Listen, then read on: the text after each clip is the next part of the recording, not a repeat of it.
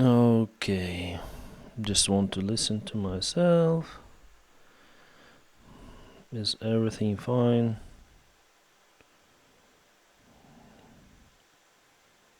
Okay, manage my stream. 1, 2, 3. How can I share the stream itself? Okay, we have the good audio, I can see it.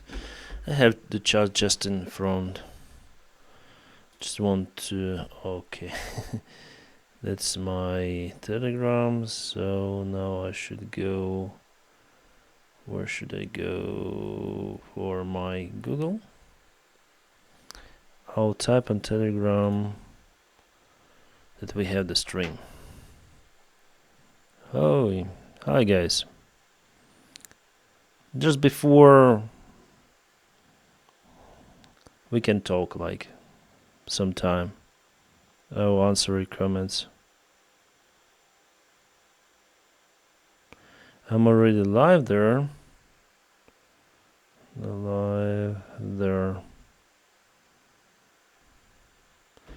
And I need to share the same on my channel. On my palette, on my main channel, it's better to say. Just to wait a little, okay? I'll share everything and I'll come back to you. View channel. It's very... It's kind of hard to share everything. Create post.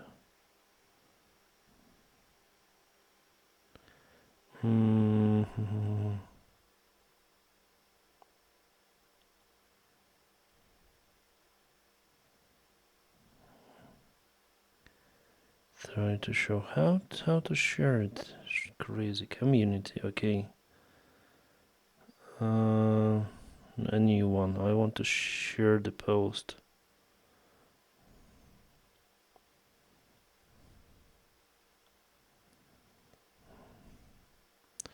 I am streaming the debates. Debate. Okay. Should be good. I'm streaming the debate. Okay, guys. Now I will go to the chat. Oh, guys, we have some viewers here. Are we good? Are we good? Really? Yeah, I can see now the picture. Yeah, let's go. So we're waiting. You can see some of the like YouTube channels where we can just go and stream everything. I think they will start in 40 minutes, so I have pretty much lots of the time to relax with you here on Twitch.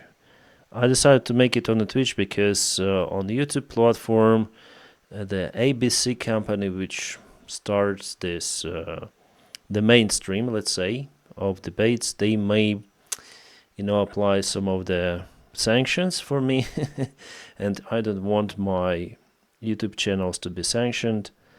Like, I don't care about the other YouTube channel really, but those channels are interconnected into the same account, let's say my account. So if I do something wrong on one YouTube channel, my main channel could be also blocked. And it also includes monetization and pilot block channel. So everything will be blocked for the copyrights and other stuff. So for the Twitch, I don't really care.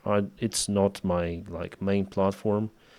I'm trying it for one of the first times. Oh, it's just a water. It's not vodka. So we have our limited circle here, right? 72 viewers, so it's good. And I may read your comments. 222, yeah, 222. It's right now in my place. What time is it there? 222, yeah. Indiana, nice. The United States are here. Everyone is not sleeping. Everyone is waiting for. Grüße aus München. Grüße, Grüße. Grüezi. Vancouver, Canada, California, nice. Right, Dennis, let's go. From Texas, from Indiana. Nice to meet you guys here. New Zealand, awesome, absolutely great. So we have 71 viewers, but I'm quite fine. If I started this stream on my main channel, obviously there would be lots of the viewers. I just need to check out for my studio. I just released the video there, and is it doing? Yeah, it's doing good. It's doing good. The video is not the last one. Yeah, it will be like in the middle, you know. Then our guys started the Kursk operation. Everyone was engaged in it, like my viewers who watched me before, and they start to watch me once again, and I had like more views than usual. It is really awesome, but you know, it cannot continue forever. Like, for example, it happened with the Ukrainian counteroffensive the last year. There were just minor territorial gains, but for everyone it was interesting to watch it. And after some period of time, everyone understood that it's not going according to plan, and they started to watch me less. And then Russia attacks. Obviously, it's not interesting to watch either. So now Russia starts to counterattack in Kursk, which is not good. And I expect to have less views, but I'm here honestly not really for the news views already. I care about the views, but not as much as before. The very important thing is to speak the truth, the situation as it is. So yeah, I'm the 80 follower. 80. What does it mean? 80. 80's follower. Okay, you just subscribe for my Twitch. I just forgot how to say the Twitch. Oh, I don't know how to share even the stream itself. Can I share it somehow? So can I have the chat, I have lots of the actions here, but can I simply share it? Because it's strange that I cannot really share it. So I shared like my channel, my Twitch channel, that's it. Hello Dennis, how's it going? Hope you are well. I hear what you have to say. Yeah, thank you so much for watching me. Why do you almost never do ads anymore? Yeah, I got lots of the proposals for the ads, but mostly from the gaming, from crypto, from the companies that I don't want to advertise. So it's very, very rare that then I'm approached by some of the company, like for example with those extra wallets. I really use them every day, honestly. So they send me like the product, I look at it, I test it. Okay, I would use it myself. That's why I may make an advertisement. Actually, I have many more proposals, like some sort of the substance to increase your libido, something like some sport, food. But I'm not sure about that one, and it's concerning the health, so I refuse. Say no. Or like I posted on my Telegram channel, there was the case with Golden Mine company, Golden Mine. They really proposed like something like $20,000. It's crazy money, but I refused because I didn't know what to say about them, because there could be scammers like on a bigger level. I wasn't able to find lots of the information about them, so I cannot advertise what I can't prove, let's say. The ground news, I use it honestly every day, subscribe for it. Wallets, I use it. The rest, crypto, half or maybe even more, just total scam. Games, it's like gambling, you know. You start to play games, then you start to buy some of the equipment in the games. You just waste your funds, nothing. So it's not good. I think in general, the gaming companies, they earn a lot of money from it, but you know, you can have this some sort of the addiction, and it's not good. Like I got used to play World of Tanks before, like maybe how many years? Maybe 10 years ago. And yeah, it was the addiction. So if you want to grow faster, you need to invest lots of the funds, and it's gambling basically. So I deleted my account and I understood it. That's why I don't want to make any more advertisements for the games. I'm a former World of Tanks player. Yeah, I'm also in World of Tanks. If you want to like to grow without money there, it's a very long way. You need to like spend hours and hours per day to achieve something, like to grow. It's almost impossible. And some of the tanks are exclusive for money. Greetings from California. Greetings to California. I wouldn't ask who would you vote for, but yeah, there's just a small percent of Californians who vote for Trump. I'm doing this, you know, just for fun, actually. For fun, and for me, it's interesting to engage with you. We're gonna look through debates. It's really hard to predict who's gonna be the winner at this stage. But you know, we cannot, in general, I cannot, for example, influence it. I try, like, because I'm quite scared about Trump's rhetoric, really, towards Ukraine, I mean. Not about his personal rhetorics after all, but about the rhetorics of his team. He really took the most haters of Ukraine, especially Vice President. Oh, so it's concerning me. So I had to take the side. I took the side. Don't really like Kamala. Kamala or Kamala? Should I put the stress on the first letter? I think Kamala Harris, eh? Kamala Harris. Maybe. Kamala. But should I put the stress on the first one? Kamala or Kamala? Or Kamala? Kamala Harris, okay, because yeah, I'm not good in that, so I don't like her either. Do you probably understand why? But between those, I think it's better to vote for her.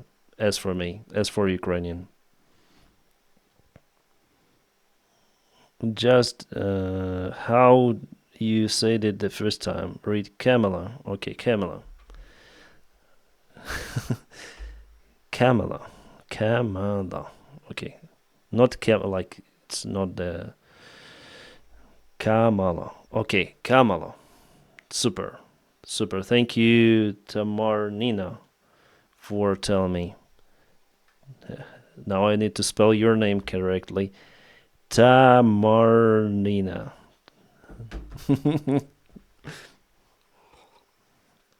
I can either have a sore throat or cancer or choose the sore throat.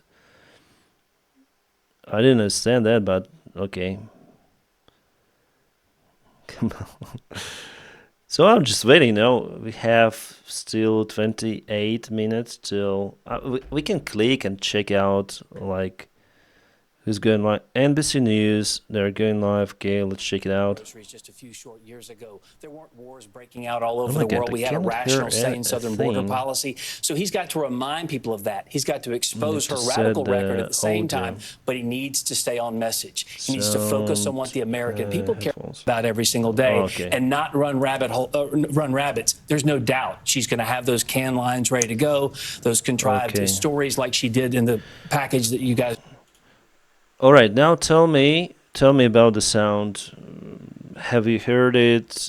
Should I reduce it? Should I increase it? I mean, the sound, like this. Look, she called Joe Biden a racist and a rapist on a debate stage, had merchandise ready to go, but she couldn't. don't put attention on what they say. Do you think that Trump will be 100% bad for Ukraine? No. I think not 100% bad. Sounds good. Should I reduce the sound or should I make it higher? Like louder, it's better to say. So Trump will not be 100% bad for Ukraine. I'm sure about it. But there is the high possibility that he will do some steps for dealing with Russia, and for that he would sacrifice Ukraine. So there's the possibility. Not in general Ukraine, I mean as a state, but he'll just stop military support and say, come on and go and speak with Putin, otherwise you'll be in trouble, and Ukraine will have to give Putin's territories, withdraw the forces from Zaporizhia, from Donetsk, and all the territories from Kherson again. So there is the possibility, because how can you fight without the arms? And Europe, you see, that it's also leaning towards the right now. Right wingers are coming. Like in Germany, they're really anti-Ukraine. Luckily, in Italy, those rightists, they're pro-Ukrainian, I would say. Volume 1 up. For my speech or for this one? Parlay that into anything positive for her campaign. She'll do that to Donald Trump tonight. The question becomes, will he follow her down that trail? So, is the sound good? Dennis, on your Telegram, can you link more ways to support Ukraine? I recently did link that $1 million goal. It's not me, it's Jake Bro. But could you link another good charity like that? No, I can't. Even for the Jake Bro and his campaign, I'm not sure. Yeah, I trust Jake Bro, but nothing, all the stuff, I didn't meet the guys, I didn't speak with them, so I just share what Jake Bro shares, and he asked me to share it before, and I shared his new campaign. That's it. No one pays me for that. don't be angry on that. So what I do, like usually, the funds you send me on PayPal or on Buy Me a Coffee, they go to, I can't say where they go, but they go somewhere. They go somewhere. As for my own funds, I also help with mostly to the guys whom I know from the Ukraine International Airlines, and in general the pilots of Ukraine who stayed in Ukraine, who went, like we all mostly went to the local military branches. Okay, let's switch this off and we'll just wait for the main debates. Maybe we should go for the ABC. I'll finish with my thought a little later. ABC News. Do they have the live stream? Okay, they have, because they are organizing. Here to Kyiv this week, speaking in London, he confirmed that Iran has now transferred ballistic missiles to Russia. He's expecting that those are going to be used in the coming weeks. Okay, and many people are watching, so for sure we're going to stream the original one. It's the best thing to do. So, then the war has started. We all went to the military branches, including me, and some pilots actually were taken to serve in the Ukrainian army because they had the previous military experience. But me, without experience, they say that you go, we don't need you. I went off. Finally left Ukraine. I don't want now to serve in the Ukrainian army because I heard what is happening there based on my colleagues' experience, etc. So it's actually terrible. I wonder how will they survive without my help. I mean, the guys whom I know, because everything they have, like the government didn't support them with anything. Like even the uniform we had to buy, everything. They don't care. It's terrible.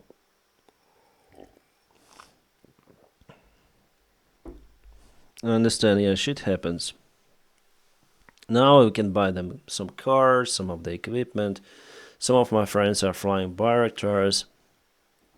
Some of my friends are flying like small surveillance drones, some combat drones.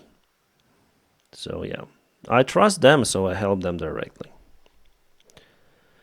How do you keep your qualification up to date? Then we eventually get peaceful skies again. Well, I still may relax for a couple more years.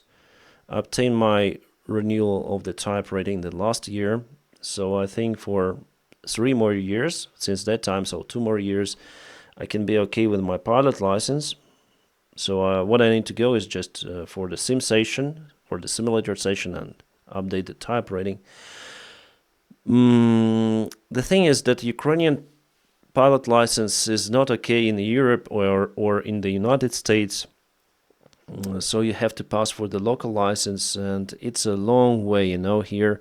That's why I started flying in a local flight school from the beginning, let's say, on private pilot license. So my objective is to obtain the private pilot license, maybe rent the airplane and to fly with my subscribers from the pilot blog or with you guys. And it will be my job. Like you may fly with me in the Alps in Europe if you are in Europe, and that's it. We'll have the joy flights. I'll try to do it. Also, I'll tow gliders, and maybe in the future I'll become an instructor in a local flight school. That's the goal. For commercial aviation, my YouTube channel will not allow me that. So with YouTube channel, I can plan my time like for general aviation activities, but in commercial aviation it's not possible. You are very busy there. You have your managers, you have everything, you're very dependent. You have the salary, but it's also quite limited. I mean, in most of the European countries, depends also on your seniority. So it doesn't worth that for me at this stage. So my main job, like YouTube, your support, advertisement, so I have free time mostly. Well, I spend some time with my family, but now I'm planning my own time without any managers to film the videos for you, to keep you updated. That's it. That's my main job. So as long as I need, I'll try to avoid commercial aviation. I like it. I like aviation. I cannot stay without it. So that's why I now fly small airplanes on training. How that is, I was recently hired by Leonardo to work on the Eurofighter. Wow, I hope one day you'll see it in Ukraine. Awesome. Awesome airplane. I think for Ukraine it's too expensive. Putin summer Stalin help me. Kursk is attacked. What should I do? Easy, just send your best Ukrainian brigades there and ask United States for Lend-Lease. Indeed, yeah. All of the Russians, they say like most of the Russians, I think 90% for sure, they would say, like, even if they don't like Putin, they would say USSR was the country which won the Second World War in general. Like, they didn't see what happened, like, with Japan. They didn't see what...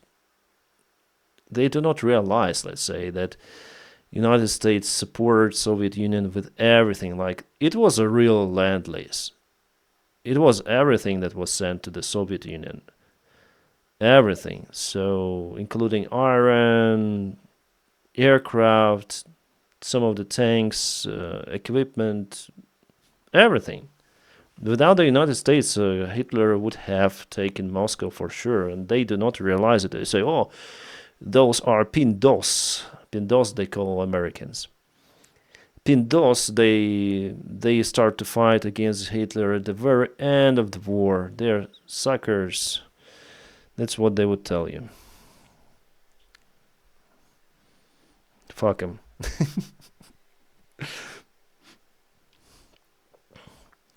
Got to be Harris.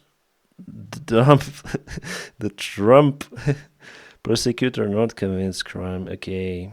Then will Ukraine get more F-16s?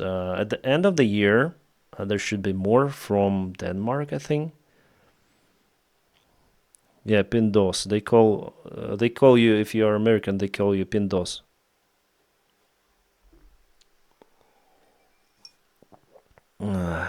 It's a shame they didn't take Moscow before their own downfall. Yeah.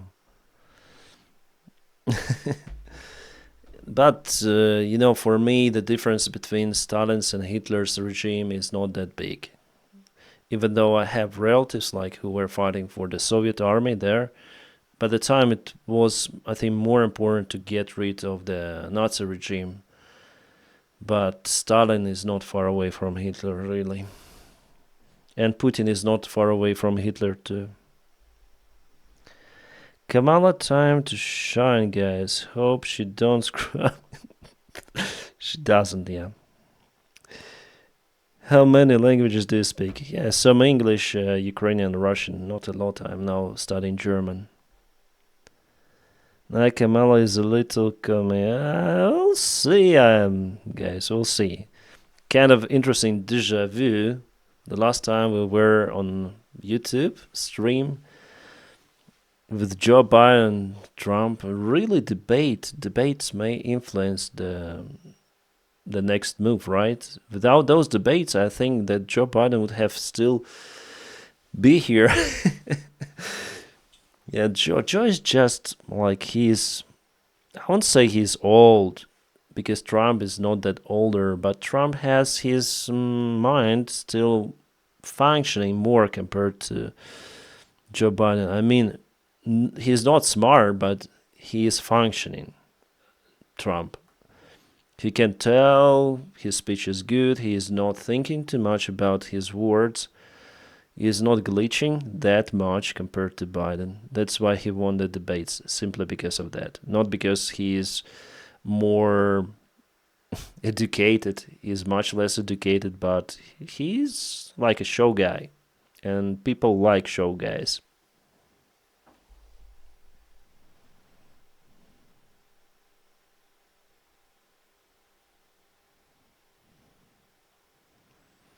If we're talking politics, the United States has the choice between Ukraine-hating criminal and idiot girl who said its speech United States is allied in North Korea.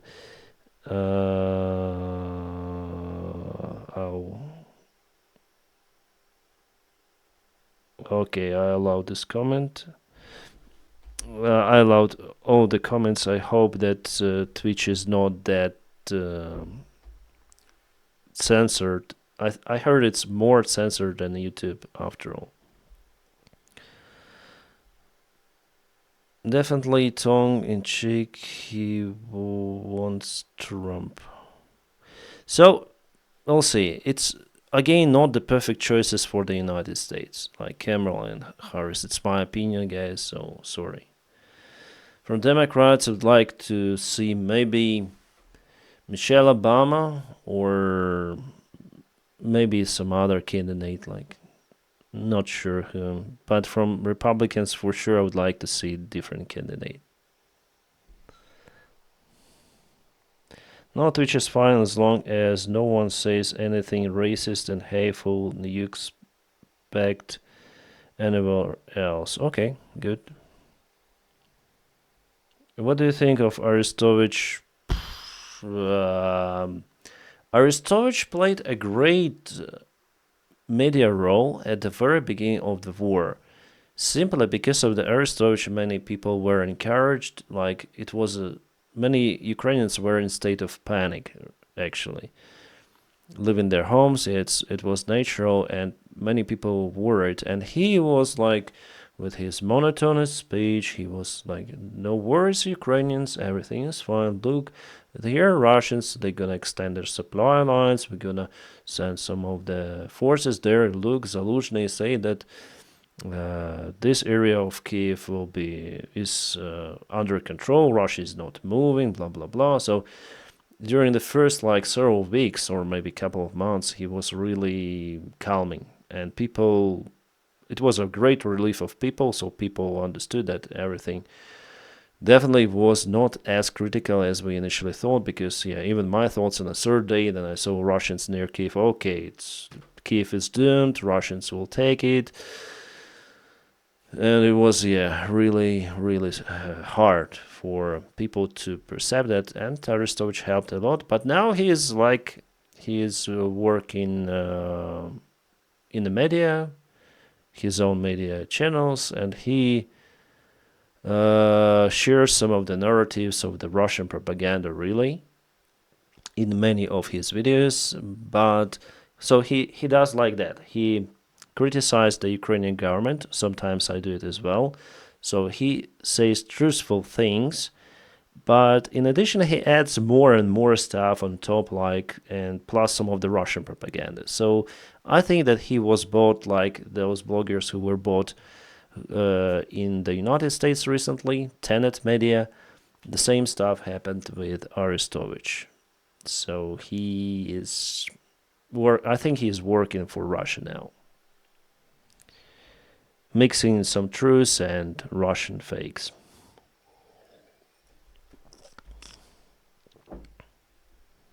Yep, that's it. Dennis, well done on Telegram channel. It's been awesome the last few weeks. Yep. Without moderators and administrators.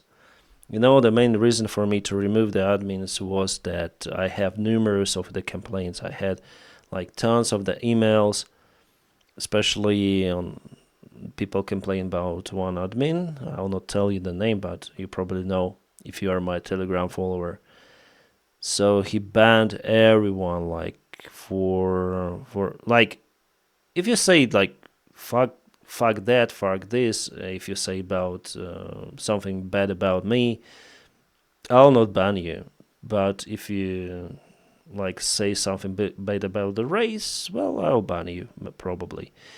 But he was banning like left and right, and even people who support me on Patreon, he banned them as well if they say something he didn't like.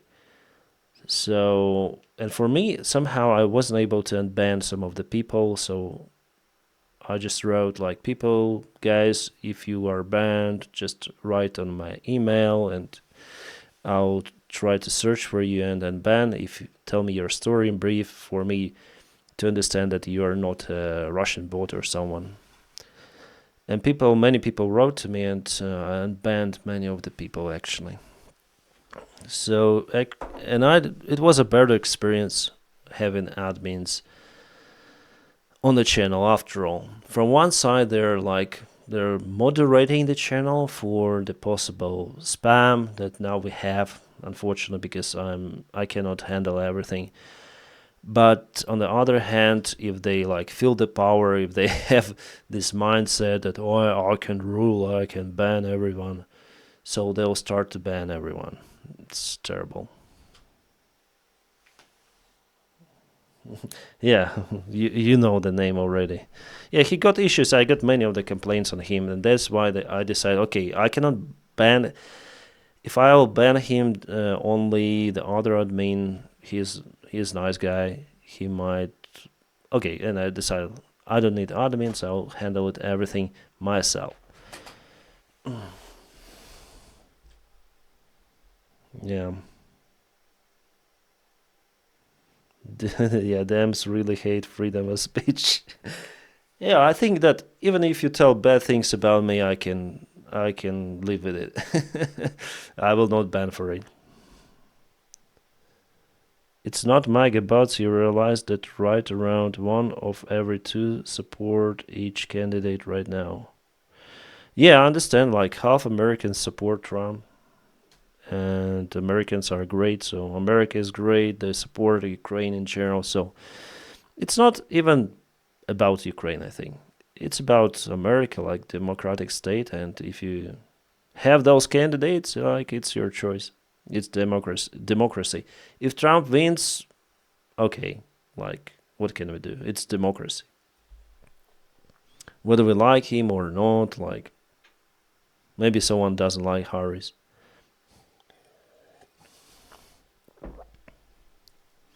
Half of Americans are stupid.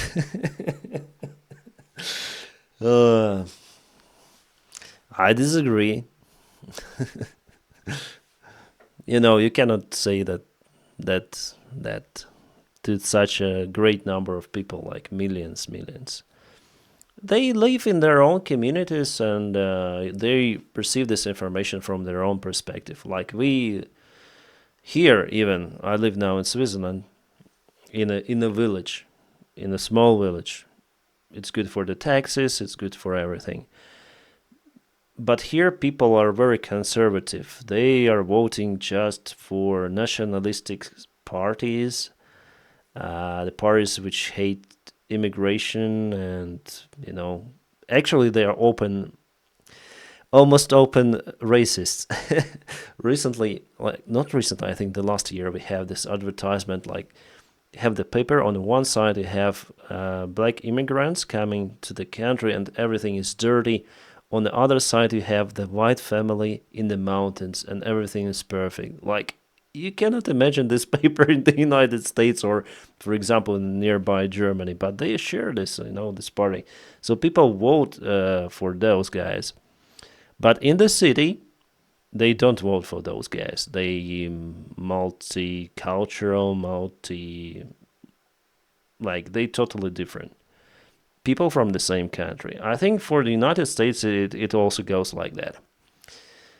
There are some of the states, especially countrysides, where people mostly support Trump, I think.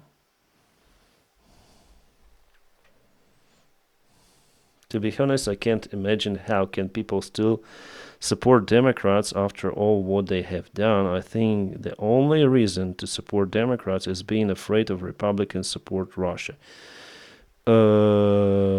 Maybe for me it's also the main threat. The main thing is I don't really like this Harris or something, but MAGA, they may stop support of Ukraine. That's why I support Harris more. That's it. Okay, 5 minutes till debate. Let's check out what they're speaking about. Can we go? It's quite easy. What I think we can do together over the next 4 years. Be positive in her approach and really remind the American people that we don't want to go back to the chaos and the confusion, the disaster. Okay, I'll switch off the sound for now and we'll just wait for debates to start. It's good that we have the YouTube. 50-50, or let's say within a few points that bottom line that many support each candidate. Yeah. Kamala in trouble. Yeah, we'll see. We'll see, guys. So we're waiting. In 4 minutes, they should start. I was waiting for it. How many viewers we have? 155. Awesome. MAGA isn't party, it's a campaign slogan. Yep, but I call it MAGA cult or MAGA club or MAGA clan. There are some of the Republicans who are not in this clan. Good Republicans. Bring back Hillary Clinton. I think it was really a mistake to put her against Trump the last time. If there was different candidate, more capable, we wouldn't see Trump today campaigning. He would have lost. I mean, mistake from Democrats, obviously. Okay, what they say? Let me hear. Donald Trump doesn't have a lot to lose tonight. I mean, his support has always been almost unmovable. So the second piece is the honeymoon, I think, is over for Kamala Harris. And you all kind of touched on it with Donna. Kamala Harris has to answer for the state of the economy that she took a role in the Biden administration, the border, her. I mean, the border, they didn't agree on the border bill with the Democrats before. And there was there were holes in the border during the Trump's presidency, so they just blame, in every country, every party blames the other side. Okay, it's they're guilty about that. For Trump, even Biden is guilty for the war in Ukraine, so... MAGA is just a rebirth of 2000s, 2010s Tea Party nut jobs. What's their favorite food? Harris said she's dumb as a rock. That's not really going to attract female voters, is it? Come on. Yeah, no. Yeah, we have already started with those expressions. Come on, where are the debates? Debates is to constantly debates, which is where Trump is winning against her on the economy, inflation, and all these other problems that we're having, and then sit back. Like and almost let her 1 talk. million Let people her watching. Explain herself, her past. 1 million, like 826,000 people watching. There should be debate. Come on. Too. Can't wait. And I have to say, as we are just a couple of... Come on. Such an extraordinary moment, and especially, Rachel, when you consider that these two people that have been the center of our lives for the last 2 months have never met each other. Have never even met each other. And Harris said, if you got something to say it to my... Have any dumb supporters? Come on, guys. After ever fact checked anything he said, yeah, actually Trump says lots of the lies. It's understandable, I think, for everyone, even for his supporters too. He is over-exaggerating events, really. Hopefully, after tonight, we see huge spike in polls for Kamala. America needs to show it's before the radicalized far right. Okay.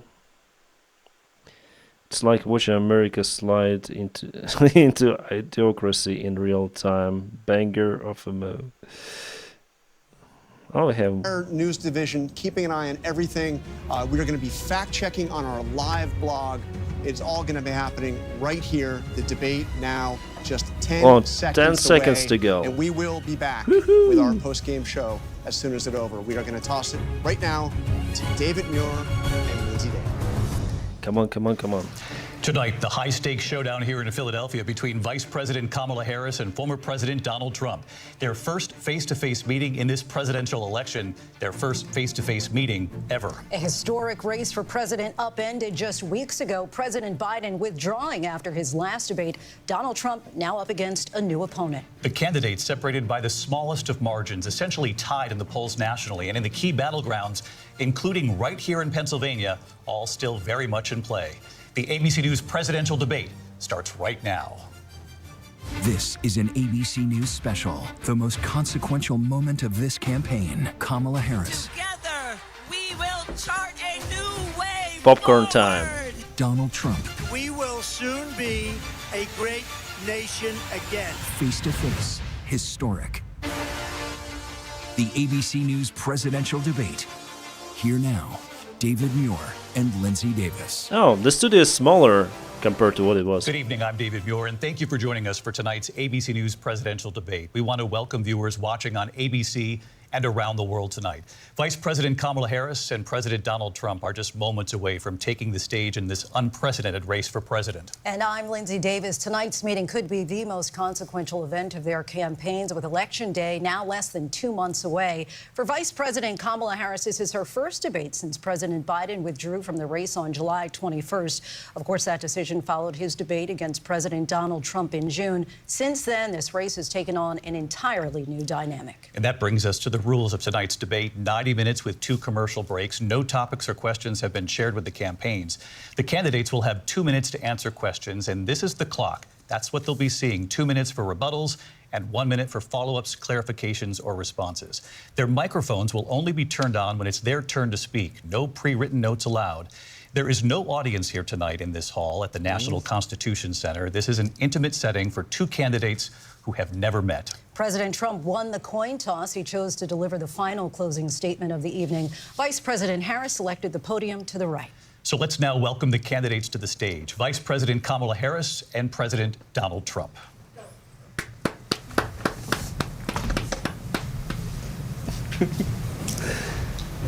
Shake the hand. Oh, nice. Good to see you. Have fun. Thank you.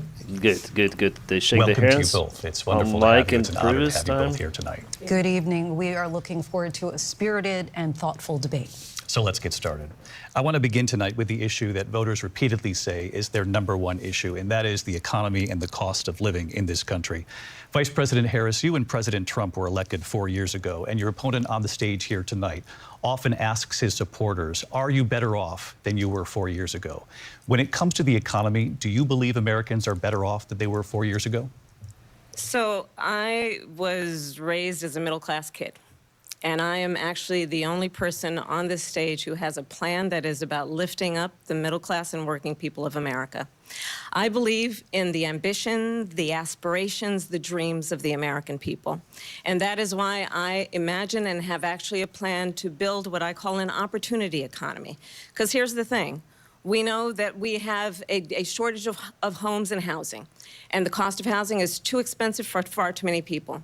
We know that young families need support to raise their children, and I intend on extending a tax cut for those families of $6,000, which is the largest child tax credit that we have given in a long time, so that those young families can afford to buy a crib, buy a car seat, buy clothes for their children.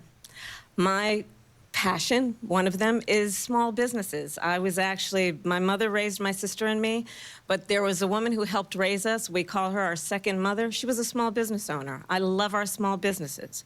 My plan is to give a $50,000 tax deduction to start up small businesses, knowing they are part of the backbone of America's economy. My opponent, on the other hand, his plan is to do what he has done before, which is to provide a tax cut for billionaires and big corporations, which will result in $5 trillion to America's deficit. My opponent has a plan that I call the Trump's sales tax, which would be a 20% tax on everyday goods that you rely on to get through the month. Economists have said that Trump sales tax would actually result for middle-class families in about $4,000 more a year because of his policies and his ideas about what should be the backs of middle-class people paying for tax cuts for billionaires. I'll pause because I need to comment. She didn't answer the direct question. It's obvious, like they say about the difference in economic growth, the leaders and she answered about her childhood, about her plans and taxes. Still better than Joe Biden, I would say. President Trump, I'll give you 2 minutes. First of all, I have no sales tax. That's an incorrect statement. She knows that. We're doing tariffs on other countries. Other countries are going to finally, after 75 years, pay us back for all that we've done for the world. And the tariff will be substantial in some cases. I took in billions and billions of dollars, as you know, from China. In fact, they never took the tariff off because it was so much money they can't. It would totally destroy everything that they've set out to do. They're taking in billions of dollars from China and other places. They've left the tariffs on. When I had it, I had tariffs, and yet I had no inflation.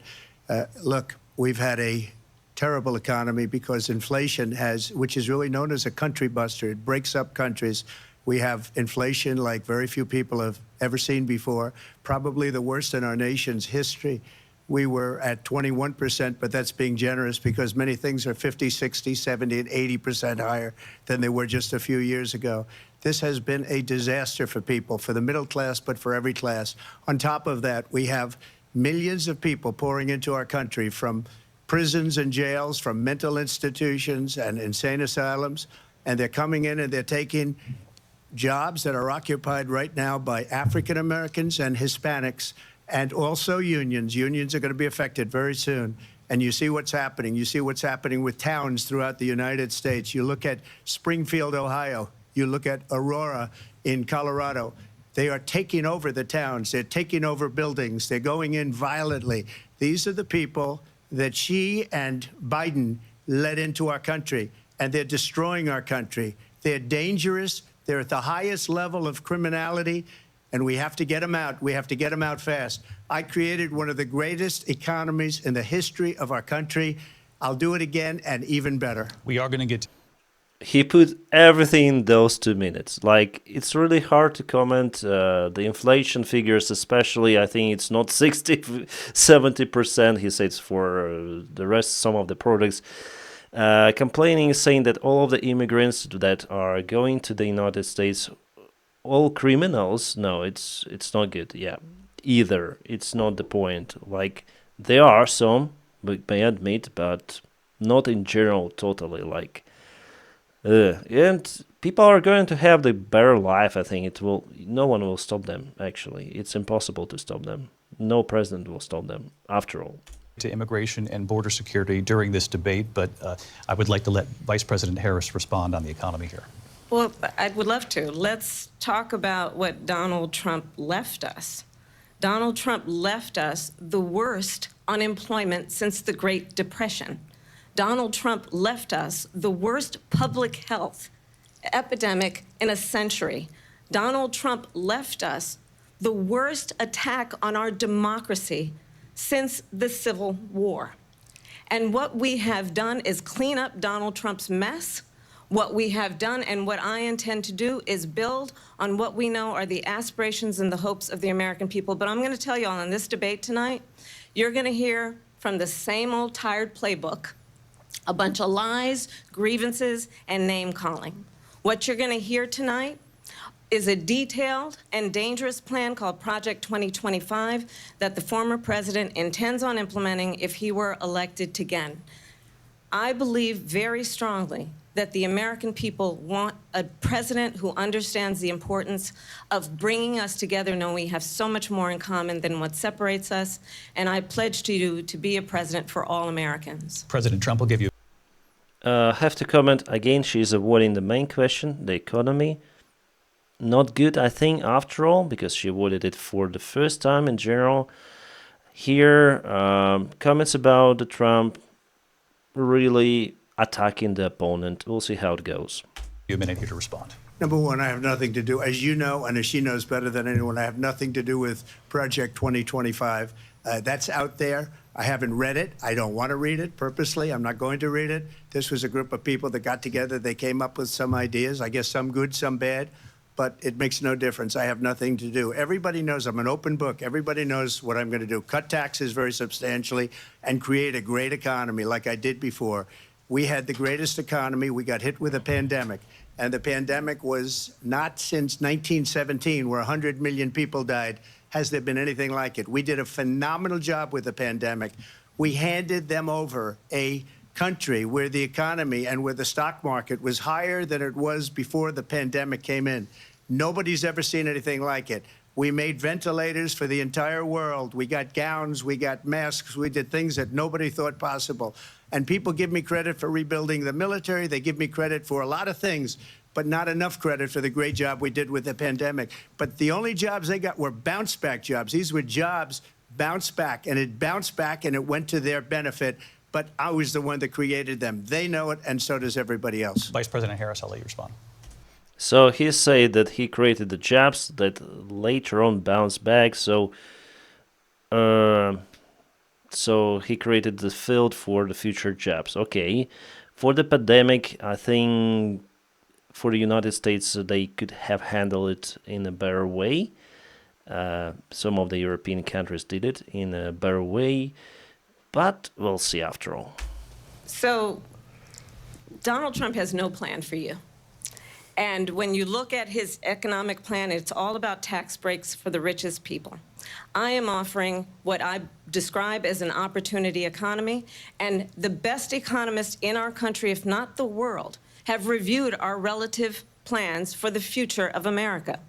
What Goldman Sachs has said is that Donald Trump's plan would make the economy worse. Mine would strengthen the economy. What the Wharton School has said is Donald Trump's plan would actually explode the deficit. 16 Nobel laureates have described his economic plan as something that would increase inflation and by the middle of next year would invite a recession. You just have to look at where we are and where we stand on the issues. And I'd invite you to know that Donald Trump actually has no plan for you because he is more interested in defending himself than he is in looking out for you. It's just a soundbite. They gave her that to say. She's much better compared to Joe Biden on the stage. No questions about it.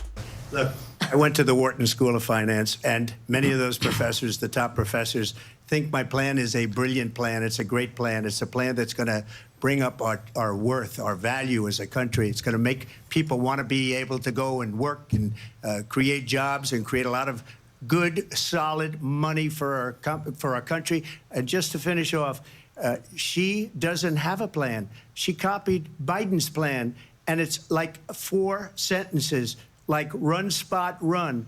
4 sentences that are just, oh, we'll try and lower taxes. She doesn't have a plan. Take a look at her plan. She doesn't have a plan. The expression of Kamala by the time Trump is speaking, well, it's something. It's much, much better compared to Joe Biden, who was like this one. She's really into it, so she's interactive. I think audience would like it, you know. I'm not speaking about the economy and plans. It's really hard to fact check it, everything they say, without the real papers or numbers. Mr. President, I do want to drill down on something you both brought up. The Vice President brought up your tariffs. You responded, and let's drill down on this, because your plan is what she calls is essentially a national sales tax. Your proposal calls for tariffs, as you pointed out here, on foreign imports across the board. You recently said that you might double your plan, imposing tariffs up to 20% on goods coming into this country. As you know, many economists say that with tariffs at that level, costs are then passed on to the consumer. Vice President Harris has argued it'll mean higher prices on gas, food, clothing, medication, arguing it costs the typical family nearly $4,000 a year. Do you believe Americans can afford higher prices because of tariffs? They're not going to have higher prices. What's going to have, and who's going to have higher prices, is China and all of the countries that have been ripping us off for years. I was the only president ever. China was paying us hundreds of billions of dollars, and so were other countries. And, you know, if she doesn't like them, they should have gone out and they should have immediately cut the tariffs. But those tariffs are there 3.5 years now under their administration. We are going to take in billions of dollars, hundreds of billions of dollars. I had no inflation, virtually no inflation. They had the highest inflation perhaps in the history of our country, because I've never seen a worse period of time. People can't go out and buy cereal or bacon or eggs or anything else. The people of our country are absolutely dying with what they've done. They've destroyed the economy. And all you have to do is look at a poll. The polls say 80 and 85 and even 90% that the Trump economy was great, that their economy was terrible. So I have to comment, if you rise up the customs cost for the foreign products, you'll have the price increase. So he says that the price will not increase, but even moderators of the debates, they understand that this question is connected with direct price increase. You cannot produce everything in the United States at this present point. Most of the stuff, iPhones, everything, it's produced mostly in China. If you implement 50 or 100% tariffs on that, you'll have the increase. Yeah, China will have to pay more, but they will say their goods for the higher price. It is understandable. President Harris, I do want to ask for your response, and you heard what the president said there, because the Biden administration did keep a number of the Trump tariffs in place. So how do you respond? Well, let's be clear that the Trump administration resulted in a trade deficit, one of the highest we've ever seen in the history of America. He invited trade wars. You want to talk about his deal with China? What he ended up doing is, under Donald Trump's presidency, he ended up selling American chips to China to help them improve and modernize their military, basically sold us out, when a policy about China should be in making sure the United States of America wins the competition for the 21st century, which means focusing on the details of what that requires, focusing on relationships with our allies, focusing on investing in American-based technology so that we win the race on AI, on quantum computing, focusing on what we need to do to support America's workforce so that we don't end up having, on the short end of the stick, in terms of workers' rights. But what Donald Trump did, let's talk about this, with COVID, is he actually thanked President Xi for what he did during COVID. Look at his tweet. Thank you, President Xi, exclamation point, when we know that Xi was responsible for lacking and not giving us transparency about the origins of COVID. President Trump, I'll let you respond. Trump, by the time, thanked China for, like, closing itself. Yeah, it was done very late, but by the time he was thanking China for taking the measures, like not to spread the disease elsewhere, he meant that. And I think he will say it right now. First of all, they bought their chips from Taiwan. We hardly make chips anymore because of philosophies like they have and policies like they have. I don't say her because she has no policy. Everything that she believed 3 years ago and 4 years ago is out the window. She's going to my philosophy now. In fact, I was going to send her a MAGA hat. She's gone to my philosophy. But if she ever got elected, she'd change it. And it will be the end of our country. She's a Marxist. Everybody knows she's a Marxist. Her father's a Marxist professor in economics, and he taught her well. But when you look at what she's done to our country, and when you look at these millions and millions of people that are pouring into our country monthly, where it's, I believe, 21 million people, not the 15 that people say, and I think it's a lot higher than the 21, that's bigger than New York State pouring in. And just look at what they're doing to our country. They're criminals. Many of these people coming in are criminals. And that's bad for our economy, too. You know, you mentioned before, we'll talk about immigration later. Well, bad immigration is the worst thing that can happen to our economy. They have, and she has, destroyed our country with policy that's insane. Almost policy that you'd say they have to hate our country. President Trump, thank you. It's hard to get his mind here. He should have answered about the China while he thanked them. Didn't really explain what happens with the Taiwanese chips, because they're restricted to go to China until some size of the chips, like very small chips, they're not allowed to go to China. If United States sold the chips under Trump, well, it's hard for me to say. We need to check that information out. So we need lots of the staff to operate with to fact check everything. Linsey? I want to turn to the issue of abortion. President Trump, you've often touted that you were able to kill Roe v. Wade. Last year, you said that you were proud to be the most pro-life president in American history.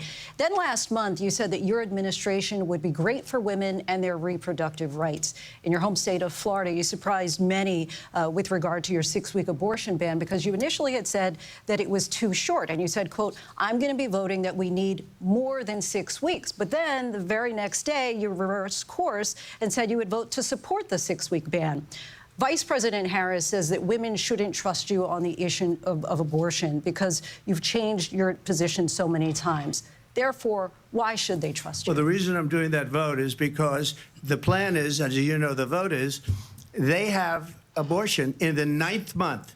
They even have, and you can look at the governor of West Virginia, the previous governor of West Virginia, not the current governor, who's doing an excellent job, but the governor before, he said the baby will be born and we will decide what to do with the baby. In other words, we'll execute the baby. And that's why I did that, because that predominates, because they're radical. The Democrats are radical in that. And her vice presidential pick, which I think was a horrible pick, by the way, for our country, because he is really out of it. But her vice presidential pick says abortion in the 9th month is absolutely fine. He also says execution after birth. It's execution, no longer abortion, because the baby is born, is okay. And that's not okay with me, hence the vote. But what I did is something for 52 years. They've been trying to get Roe v. Wade into the states. And through the genius and heart and strength of 6 Supreme Court justices, we were able to do that. Now, I believe in the exceptions for rape, incest, and life of the mother. I believe strongly in it. Ronald Reagan did also. 85% of Republicans do. Exceptions. Very important.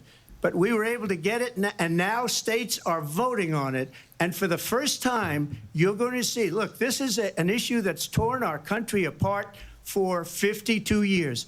Every legal scholar, every Democrat, every Republican, liberal, conservative, they all wanted this issue to be brought back to the states where the people could vote.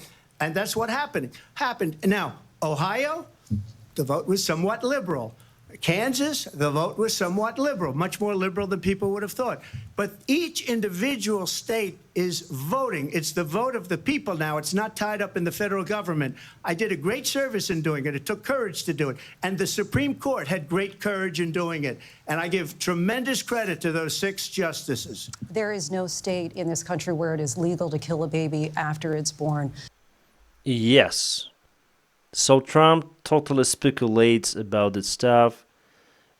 Interviewers actually do much greater job than the CNN interviewers before. Who would have thought? Madam Vice President, I want to get your response to President Trump. Well, as I said, you're going to hear a bunch of lies, and that's not actually a surprising fact. Let's understand how we got here.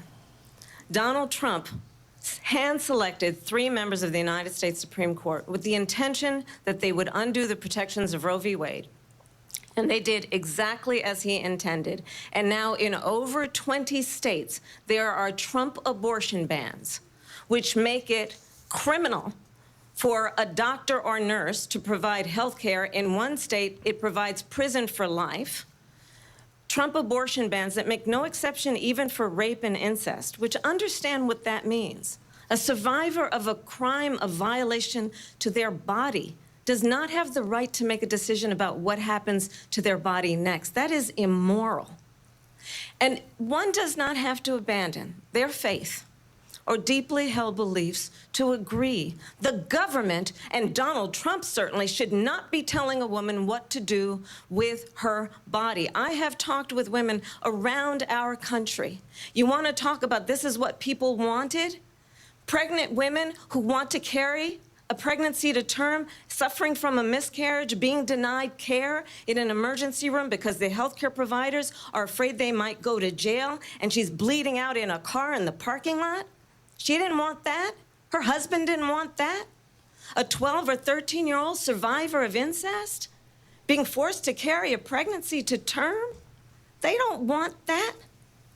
And I pledge to you, when Congress passes a bill to put back in place the protections of Roe v. Wade, as President of the United States, I will proudly sign it into law. But understand, if Donald Trump were to be reelected, he will sign a national abortion ban. Understand, in his Project 2025, there would be a national abortion, a monitor that would be monitoring your pregnancies, your miscarriages.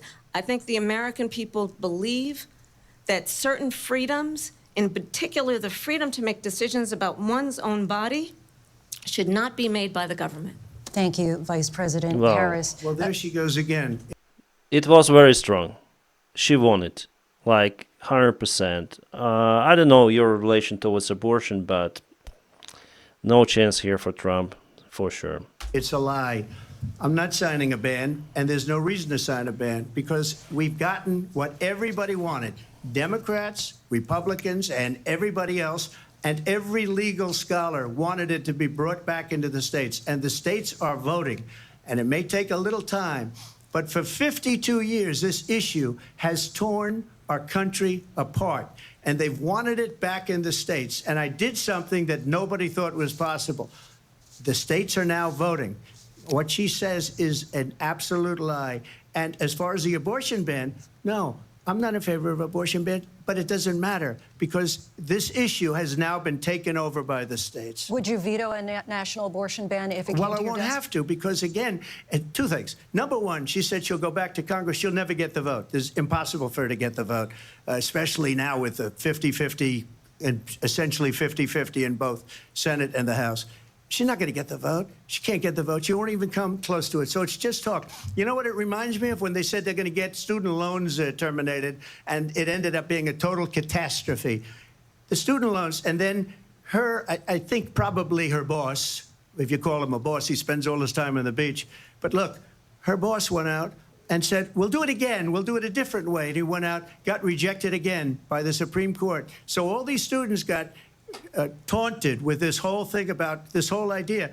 And how unfair that would have been, part of the reason they lost, to the millions and millions of people that had to pay off their student loans. They didn't get it for free. But they were saying it's the same way that they talked about that. that they talk about abortion. But if I could just get a yes or no, because your running mate, J.D. Vance, has said that you would veto it if it did come to your desk. Well, I didn't discuss it with J.D. In all fairness, J.D., and I don't mind if he has a certain view, but I think he was speaking for me, but I really didn't. Look, we don't have to discuss it because she'd never be able to get it, just like she couldn't get student loans. They couldn't get student loans. They didn't even come close to getting student loans. They taunted young people and a lot of other people that had loans. They can never get this approved. So it doesn't matter what she says about going to Congress. Well, wonderful. Let's go to Congress. Do it. But the fact is that for years, they wanted to get it out of Congress and out of the federal government. And we did something that everybody said couldn't be done. And now you have a vote of the people on abortion. Vice President Harris, I want to give you your time to respond. But I do want to ask, would you support any restrictions on a woman's right to an abortion? I absolutely support reinstating the protections of Roe v. Wade. And as you rightly mentioned, nowhere in America is a woman carrying a pregnancy to term and asking for an abortion. That is not happening. It's insulting to the women of America. And understand what has been happening under Donald Trump's abortion bans. Couples who pray and dream of having a family are being denied IVF treatments. What is happening in our country? Working people, working women who are working 1 or 2 jobs, who can barely afford childcare as it is, have to travel to another state to get on a plane sitting next to strangers to go and get the health care she needs. Barely can afford to do it, and what you are putting her through is unconscionable. And the people of America have not, the majority of Americans believe in a woman's right to make decisions about her own body, and that is why in every state where this issue has been on the ballot, in red and blue states both, the people of America have voted for freedom. Vice President Harris, excuse me, I have to respond. Another lie. It's another lie. I have been a leader on IVF, which is fertilization. The IVF, I have been a leader. In fact, when they got a very negative decision on IVF from the Alabama courts, I saw the people of Alabama and the legislature 2 days later voted it in. I've been a leader on it. They know that, and everybody else knows it. I have been a leader on fertilization, IVF. And the other thing, you should ask, will she allow abortion in the 8th month, 9th month, 7th month? Come on. Okay, would you do that? Why don't you ask her that question? Why don't you answer the question? Would you because veto? Under Roe v. Wade, answer the question, would you veto? You could do abortions in the 7th month, the 8th month, the 9th month, not true. and probably after birth. Just look at the governor, former governor of Virginia. The governor of Virginia said, we put the baby aside, and then we determine what we want to do with the baby. President Trump, thank you. So, abortion topic fully was won by Kamala Harris. It's understandable. Trump tried to make it up his own way, but it was hard for me actually to understand his logic of his questions. He missed the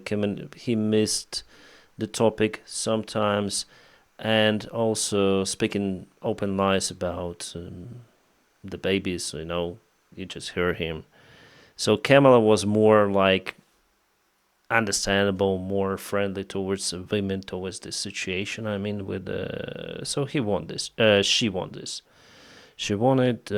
Not the elections, not the debate, but this topic. To turn now to immigration and border security. We know it's an issue that's important to Republicans, Democrats, voters across the board in this country. Vice President Harris, you were tasked by President Biden with getting to the root causes of migration from Central America. We know that illegal border crossings reached a record high in the Biden administration. This past June, President Biden imposed tough new asylum restrictions. We know the numbers since then have dropped significantly. But my question to you tonight is, why did the administration wait until 6 months before the election to act? And would you have done anything differently from President Biden on this? So I'm the only person on this stage who has prosecuted transnational criminal organizations for the trafficking of guns, drugs, and human beings.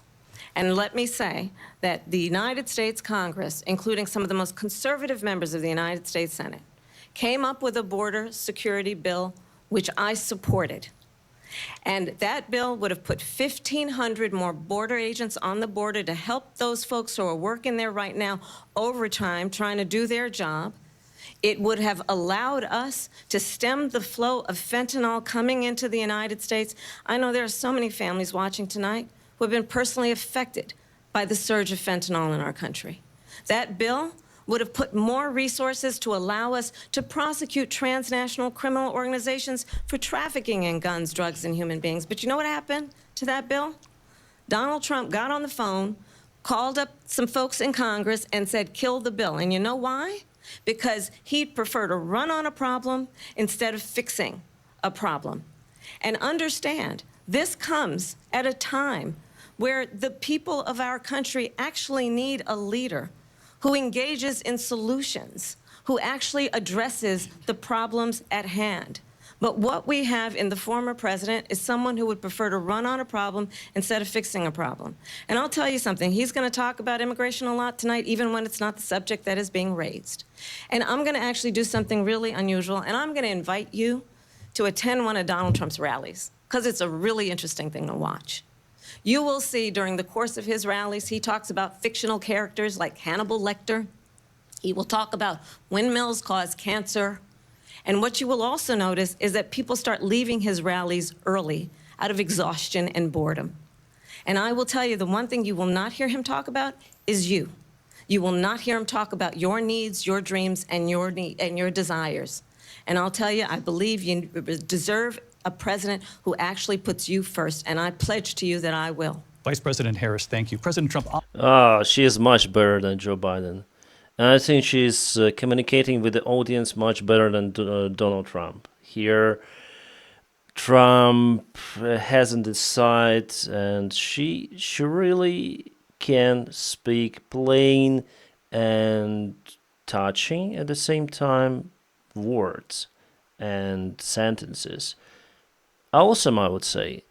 She avoided the answer on the main question, like, what would you do in case you are the president, like with the border control? But she pointed out a very good point, that MAGA cult actually blocked all of the bill that was presented by Senate in the House. It wasn't voted. Like, Trump killed the bill. By the way, it was connected with military support for Ukraine, and they didn't vote for it. They just avoided resolving the problem because they understood that the problem will be resolved, but they didn't want to give the points to the current United States President, Joe Biden. That's it. On that point, I want to get your response. Well, I would like to respond. Let me just ask, though, why did you try to kill that bill, and successfully so? That would have put thousands of additional agents and officers on the border. Because I'm Putin's agent. I'm just joking. First, let me respond as to the Please. rallies. She said people start leaving. People don't go to her rallies. There's no reason to go. And the people that do go, she's bussing them in and paying them to be there, and then showing them in a different light. So she can't talk about that. People don't leave my rallies. We have the biggest rallies, the most incredible. I saw many of the videos how people leave Trump's rallies. So it's a known fact. That's why she emphasized it. Rallies in the history of politics. That's because people want to take their country back. Our country is being lost. We're a failing nation. And it happened 3.5 years ago. And what's going on here, you're going to end up in World War III, just to go into another subject. What they have done to our country by allowing these millions and millions of people to come into our country, and look at what's happening to the towns all over the United States. And a lot of towns don't want to talk. It's not going to be Aurora or Springfield. A lot of towns don't want to talk about it because they're so embarrassed by it. In Springfield, they're eating the dogs, the people that came in. They're eating the cats. They're eating the pets of the people that live there. And this is what's happening in our country, and it's a shame. As far as rallies are concerned, as far as the reason they go is they like what I say. They want to bring our country back. They want to make America great again. It's a very simple phrase, make America great again. She's destroying this country, and if she becomes president, this country doesn't have a chance of success. Not only success, we'll end up being Venezuela on steroids. Trump didn't answer the question. on the bill. That's it. He shares the general nothing. Will be Venezuela, will be the third country. So no arguments, really, no arguments. They eat dogs and cats. Come on, we're not in a kindergarten. I just want to clarify here. You bring up Springfield, Ohio, and ABC News did reach out to the city manager there. He told us there had been no credible reports of specific claims of pets being harmed, injured, or abused by individuals within the immigrant community. Well, I've seen people on television. Yes, again, he's lying. And I'm happy that moderators of the debate, they behave like that. That's awesome. Let me just say here, this is the people on television say my dog was taken and used for food. So maybe he said that, and maybe that's a good thing to say for a city manager. I'm not taking this from television. But the people I'm on taking it from television the city saying their manager. dog was eaten by the people that went there. It will be a meme, for sure. It will be a meme. Again, the Springfield city manager says there's no evidence of that. Vice President Harris, I'll let you respond to the rest We'll of it. find out who eats dog. And yeah, Kamala was laughing because it wasn't really true. Yeah, maybe just occasional case, but speaking about it from this high stage now. You've heard. You talk about extreme. This is, I think, one of the reasons why in this election, I actually have the endorsement of 200 Republicans who have formerly worked with President Bush, Mitt Romney, and John McCain, including the endorsement of former Vice President Dick Cheney and Congress member Liz Cheney. And if you want to really know the inside track on who the former president is, if he didn't make it clear already, just ask people who have worked with him. His former chief of staff, a four-star general, has said he has contempt for the Constitution of the United States. His former national security advisor has said he is dangerous and unfit. His former Secretary of Defense has said the nation, the Republic, would never survive another Trump term. And when we listen to this kind of rhetoric, when the issues that affect the American people are not being addressed, I think the choice is clear in this election. President Trump, I'll give you a quick minute to respond here. Wow, she points out a very serious. I thought before, yeah, she might think about it, because definitely the previous Trump's colleagues, they're not happy about him. So wonder what he would respond. Thank you, because when I hear that, see, I'm a different kind of a person. I fired most of those people. Not so graciously. They did bad things or a bad job. I fired them. They never fired one person. They didn't fire anybody having to do with Afghanistan and the Taliban and the 13 people who's were just killed, viciously and violently killed. And I got to know the parents and the family. They didn't fire. They should have fired all those generals, all those top people, because that was one of the most incompetently handled situations anybody has ever seen. So when somebody does a bad job, I fire him. And you take a guy like Esper. He was no good. I fired him. So he writes a book. Another one writes a book. Because with me, they can write books. With nobody else can they. But they have done such a poor job, and they never fire anybody. Look at the economy. Look at the inflation. They didn't fire any of their economists. They have the same people. That's a good way not to have books written about you. But just to finish, I got more votes than any Republican in history by far. In fact, I got more votes than any president, sitting president, in history by far. One thing I mentioned during this debate, the ear looks okay. Okay, so he he changed the topic, like I fired the bad guys and you fuck up in Afghanistan, you should have fired your generals. Maybe there is the point, after all. But Afghanistan operation to withdraw the forces was started well before then Trump was the president. Let me continue on immigration. It was what you wanted to talk about earlier, so let's get back to your deportation proposal that the vice president has reacted to as well. President Trump, you call this the largest domestic deportation operation in the history of our country. You say you would use the National Guard. You say if things get out of control, you'd have no problem using the U.S. military. Police, yes. You also said you would use local police. How would you deport 11 million undocumented immigrants? I know you believe that number is much higher. Take us through this. What does this look like? Will authorities be going door to door in this country? Yeah, it is much higher because of them. They allowed criminals, many millions of criminals. They allowed terrorists. They allowed...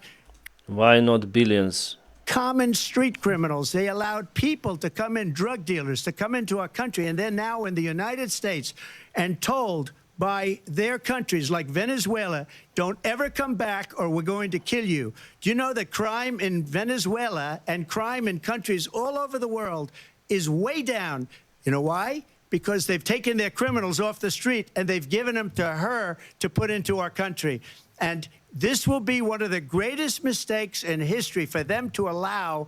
And I think they probably did it because they think they're going to get votes, but it's not worth it because they're destroying the fabric of our country by what they've done. There's never been anything done like this at all. They've destroyed the fabric of our country. Millions of people let in, and all over the world, crime is down all over the world except here. Crime here is up and through the roof. Despite their fraudulent statements that they made, crime in this country is through the roof. And we have a new form of crime. It's called migrant crime. And it's happening at levels that nobody thought possible. President Trump, as you know, the FBI says overall violent crime is actually coming down in this country. But Vice President Harris, the FBI they were defrauding statements. They didn't include the worst cities. They didn't include the cities with the worst crime. It was a fraud, just like their number of 800. So FBI is now a fraud. The official report says that indeed for the last year the crime rate declined, and we cannot state that all of the 11 million immigrants are criminals. Just imagine 11 million immigrants, criminals in your country, with a population of a little bit more than 300 million in the United States.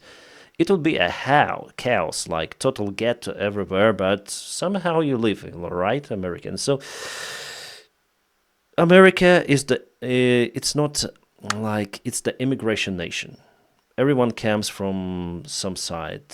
Here, the illegal immigration is bad indeed, but there should be space for the legal immigration. If there is no space for it, people will go to your country illegally.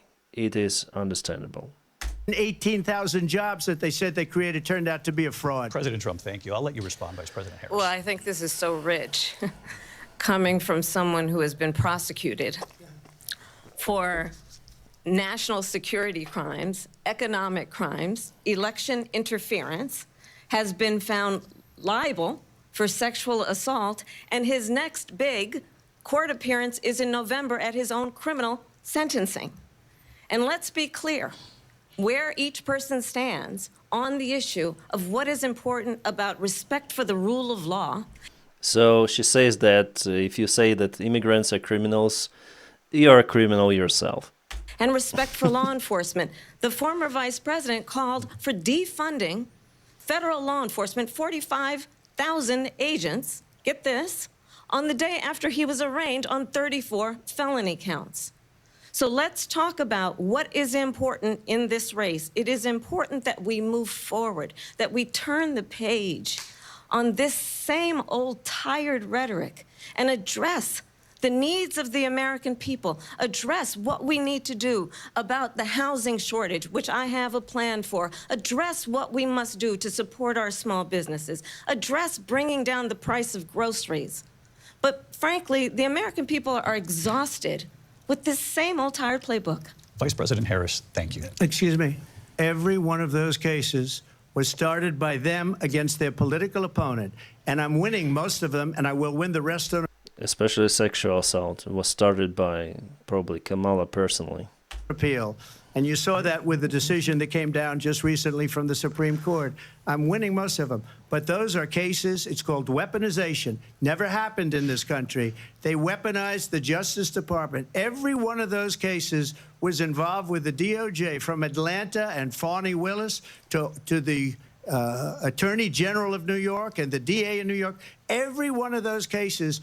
And then they say, oh, he's a criminal. They're the ones that made them go after me. By the way, Joe Biden was found essentially guilty on the documents case. And what happened in my documents case? They said, oh, that's the toughest of them all. A complete and total victory. 2 months ago, it was thrown out. It's weaponization, and they used it, and it's never happened in this country. They used it to try and win an election. President They're Trump. fake.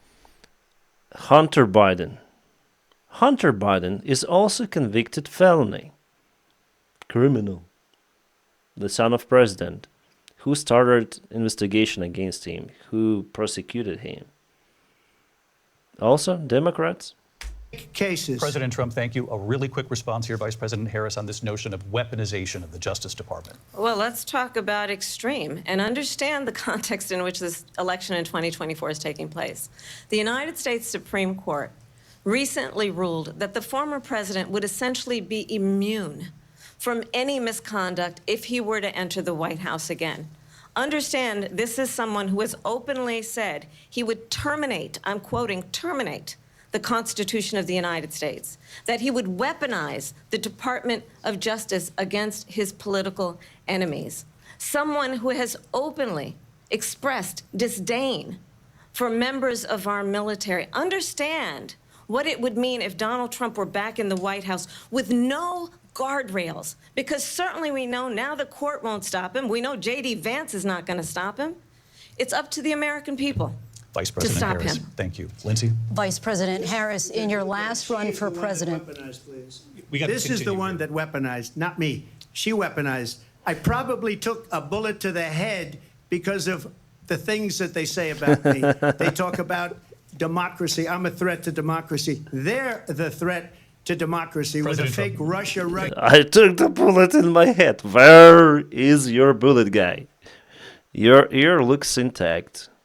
And by the way, he said he'll never mention it because it's so hard for him to speak about it, but he speculates about it again and again. Russia investigation We do have a lot that to get, went nowhere. We have a lot to get to. Lindsey? Vice President Harris, in your last run for president, you said you wanted to ban fracking. Now you don't. You wanted mandatory government buyback programs for assault weapons. Now your campaign says you don't. You supported decriminalizing border crossings. Now you're taking a harder line. I know you say that your values have not changed. So then why have so many of your policy positions changed? So my values have not changed, and I'm going to discuss every one of the, at least every point that you've made. But in particular, let's talk about fracking because we're here in Pennsylvania. I made that very clear in 2020. I will not ban fracking. I have not banned fracking as Vice President of the United States. And in fact, I was the tie-breaking vote on the Inflation Reduction Act, which opened new leases for fracking. My position is that we have got to invest in diverse sources of energy so we reduce our reliance on foreign oil. We have had the largest increase in domestic oil production in history because of an approach that recognizes that we cannot over-rely on foreign oil. As it relates to my values, let me tell you, I grew up a middle-class kid raised by a hardworking mother who worked and saved and was able to buy our first home when I was a teenager. The values I bring to the importance of home ownership, knowing not everybody got handed $400 million on a silver platter and then filed bankruptcy 6 times, is a value that I bring to my work to say we are going to work with the private sector and home builders to increase 3 million homes, increase by 3 million homes by the end of my first term. My work that is related to having a friend when I was in high school who was sexually assaulted by her stepfather. And my focus then on protecting women and children from violent crime is based on a value that is deeply grounded in the importance of standing up for those who are most vulnerable. My work that is about protecting Social Security and Medicare is based on long-standing work that I have done, protecting seniors from scams. My values have not changed. And what is important is that there is a president who actually brings values and a perspective that is about lifting people up and not beating people down and name-calling. The true measure of the leader is the leader who actually understands the strength is not in beating people down, it's in lifting people up. I intend to be that president. President Trump, your response? First of all, I wasn't given $400 million. I wish I was. My father was a Brooklyn builder, Brooklyn, Queens, and a great... Sorry, guys, I have to comment on Kamala. She avoided the question. She did what Trump did before, like speaking about general subjects. Here, not her best performance on this debate. My father, and I learned a lot from him, but I was given a fraction of that, a tiny fraction, and I built it into many, many billions of dollars, many, many billions. And when people see it, they are even surprised. So we don't have to talk about that. Fracking, she's been against it for 12 years. Defund the police, she's been against that forever. She gave all that stuff up very wrongly, very horribly, and everybody's laughing at it, okay? They're all laughing at it. She gave up at least 12 and probably 14 or 15 different policies. Like, she was big on defund the police. In Minnesota, she went out, wait a minute, I'm talking now, if you don't mind, please. Does that sound familiar? She went out in Minnesota and wanted to let criminals that killed people, that burned down Minneapolis, she went out and raised money to get them out of jail. She did things that nobody would ever think of. Now she wants to do transgender operations on illegal aliens that are in prison. This is a radical left liberal that would do this. She wants to confiscate your guns, and she will never allow fracking in Pennsylvania. If she won the election, fracking in Pennsylvania will end on day one. Just to finish one thing so important, in my opinion. So I got the oil business going like nobody has ever done before. When they took over, they got rid of it, started getting rid of it, and the prices were going up the roof. They immediately let these guys go to where they were. I would have been 5 times, 4 times, 5 times higher, because you're talking about 3.5 years ago.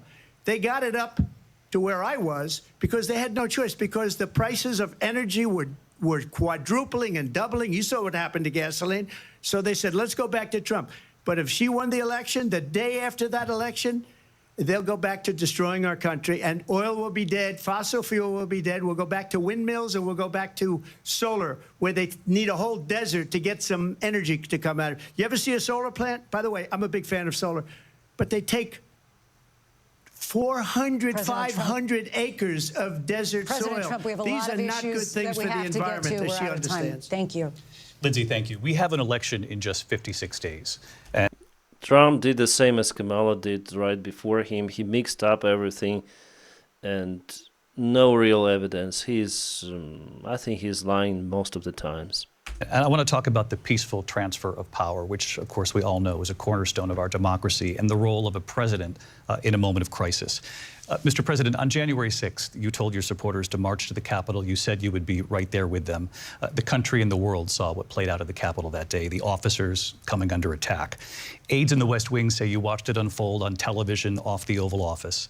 You did send out tweets, but it was more than 2 hours before you sent out that video message telling your supporters to go home. Is there anything you regret about what you did on that day? You just said a thing that isn't covered. Peacefully and patriotically, I said during my speech, not later on. Peacefully and patriotically. And nobody on the other side was killed. Ashley Babbitt was shot by an out-of-control police officer that should have never, ever shot her. It's a disgrace. But we didn't do this group of people that have been treated so badly. I ask, what about all the people that are pouring into our country and killing people that she allowed to pour in? She was the border czar, remember that. She was the border czar. She doesn't want to be called the border czar because she's embarrassed by the border. In fact, she said at the beginning, well, I'm surprised you're not talking about the border yet. That's because she knows what a bad job they've done. What about those people? When are they going to be prosecuted? When are these people from countries all over the world, not just South America? They're coming in from all over the world, David, all over the world. And crime rates are down all over the world because of it. But let me just ask you. David, one of those people are going to be prosecuted. One of the people that burned down Minneapolis is going to be prosecuted, or in Seattle. It's hard to listen, Trump, really. Answer the question, like he just pointed out to immigration. Just answer the question about what happened near Capitol. They went into Seattle. They took over a big percentage of the city of Seattle. When are those people going to be prosecuted? But let me just ask you. You might ask her that question. You were the president. You were watching it unfold on television. It's a very simple question as we move forward toward another election. Is there anything you regret about what you did on that day? Yes or no? I had nothing to do with that other than they asked me to make a speech. I showed up for a speech. I said, I think it's going to be big. I went to Nancy Pelosi and the mayor of Washington, D.C., and the mayor put it back in writing, as you know. I said, you know, this is going to be a very big rally or whatever you want to call it. And again, it wasn't done by me. It was done by others. I said, I'd like to give you 10,000 National Guard or soldiers.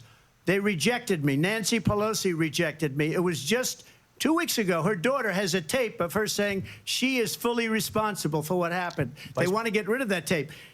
It would have never happened if Nancy Pelosi and the mayor of Washington did their jobs. I wasn't responsible for security. Nancy Pelosi was responsible. She didn't do her job. The question was about you as president, not about former Speaker Pelosi, but I do want Vice President Harris to respond here. I was at the Capitol on January 6th. I was the vice president-elect. I was also an acting senator. I was there. And on that day, the President of the United States incited a violent mob to attack our nation's capital, to desecrate our nation's capital. On that day, 140 law enforcement officers were injured, and some died. And understand, the former president has been indicted and impeached for exactly that reason. But this is not an isolated situation. Let's remember Charlottesville, where there was a mob of people carrying tiki torches, spewing anti-Semitic hate. And what did the president then at the time say? There were fine people on each side.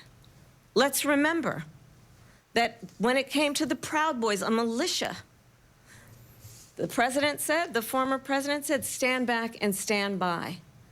So for everyone watching who remembers what January 6th was, I say, we don't have to go back.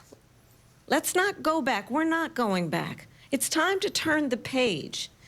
And if that was a bridge too far for you, well, there is a place in our campaign for you to stand for country, to stand for our democracy, to stand for rule of law, and to end the chaos, and to end the approach that is about attacking the foundations of our democracy because you don't like the outcome. And be clear on that point. Donald Trump, the candidate, has said in this election there will be a bloodbath if this and the outcome of this election is not to his liking. Let's turn the page on this. Let's not go back. Let's chart a course for the future and not go backwards to the past. Let me just follow up here. It was a different term, and it was a term that related to energy because they have destroyed our energy business. That was where bloodbath was. Also, on Charlottesville, that story has been, as you would say, debunked. Laura Ingraham, Sean Hannity, Jesse, all of these people, they covered it. If they go an extra sentence, they will see it was perfect. It was debunked in almost every newspaper, but they still bring it up, just like they bring 2025 up. They bring all of this stuff up. I ask you this. You talk about the Capitol. Why are we allowing these millions of people to come through on the southern border? How come she's not doing anything? And I'll tell you what I would do. Again, he's speaking about immigrants in every aspect. So if you tell that I'm guilty, what do you tell about immigrants? Okay. And I would be very proud to do it. I would say we would both leave this debate right now. I'd like to see her go down to Washington, D.C. during this debate, because we're wasting a lot of time. Go down to, because she's been so bad, it's so ridiculous. Go down to Washington, D.C. and let her sign a bill to close up the border, because they have the right to do it. They don't need bills. They have the right to do it. The President of the United States, you'll get him out of bed, you'll wake him up at 4 o'clock in the afternoon, you'll say, come on down to the office, let's sign a bill. If he signs a bill that the border is closed, all he has to do is say it to the Border Patrol, who are phenomenal. If they do that, the border is closed. Mr. Those President, people are killing many people, unlike J6. We talked immigration here tonight. I do want to focus on this next issue to both of you, because it really brings us this into focus, truth in these times that we're living in. Mr. President, for 3.5 years after you lost the 2020 election, you repeatedly falsely claimed that you won, many times saying you won in a landslide. In the past couple of weeks leading up to this debate, you have said, quote, you lost by a whisker, that you, quote, didn't quite make it, that you came up a little bit short. I said that? Are you now acknowledging that you lost in 2020? No, I don't acknowledge that at all. But I you said did that say sarcastically. You know that. It was said, oh, we lost by a whisker. That was said sarcastically. Look, there's so much proof. All you have to do is look at it. And they should have sent it back to the legislatures for approval. I got almost 75 million votes, the most votes any sitting president has ever gotten. I was told if I got 63, which was what I got in 2016, you can't be beaten.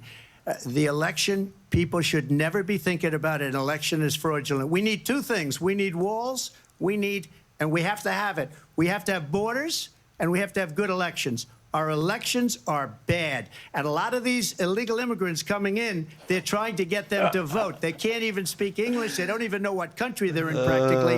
And these people are trying to get them to vote. And that's why they're allowing them to come into our country. I did watch all of these pieces of video. I didn't detect the sarcasm, lost by a whisker. We didn't quite make it. And we should just point out here as clarification, and you know this, you and your allies, 60 cases in front of many judges, many of them Republican. No judge looked at it. And said there was no we didn't have widespread fraud. standing. That's the other thing. They said we didn't have standing. I think you're a loser if you do not recognize that you're a loser. That you're lose. If you lost the elections, recognize it, like many presidents, all of the presidents did before, like, or candidates, like, wish everything well to the president. Okay, I lost the elections. But here, he's so narcissistic. I mean, you can definitely see it. It's a big trouble of Trump and maybe all of the America. Technicality. Can you imagine a system where a person in an election doesn't have standing? The president of the United States doesn't have standing. That's how we lost. If you look at the facts, and I'd love to have you'll do a special on it. I'll show you Georgia, and I'll show you Wisconsin, and I'll show you Pennsylvania, and I'll show you. We have so many facts and statistics, but you know what? That doesn't matter, because we have to solve the problem that we have right now. That's old news. And the problem that we have right now is we have a nation in decline, and they have put it into decline. We have a nation that is dying, David. Mr. President, thank you. Vice President Harris, you heard the president there tonight. He said he didn't say that he lost by a whisker. So he still believes he did not lose the election that was won by President Biden and yourself. But I do want to ask you about something that's come up in the last couple of days. This was a post from President Trump about this upcoming election just weeks away. He said, when I win, those people who cheated, and then he lists donors, voters, election officials, he says will be prosecuted to the fullest extent of the law, which will include long-term prison sentences. One of your campaign's top lawyers responded saying, we won't let Donald Trump intimidate us. We won't let him suppress the vote. Is that what you believe he's trying to do here? Donald Trump was fired by 81 million people. So let's be clear about that. And clearly he is having a very difficult time processing that. Nice speech. But we cannot afford to have a president of the United States who attempts, as he did in the past, to upend the will of the voters in a free and fair election.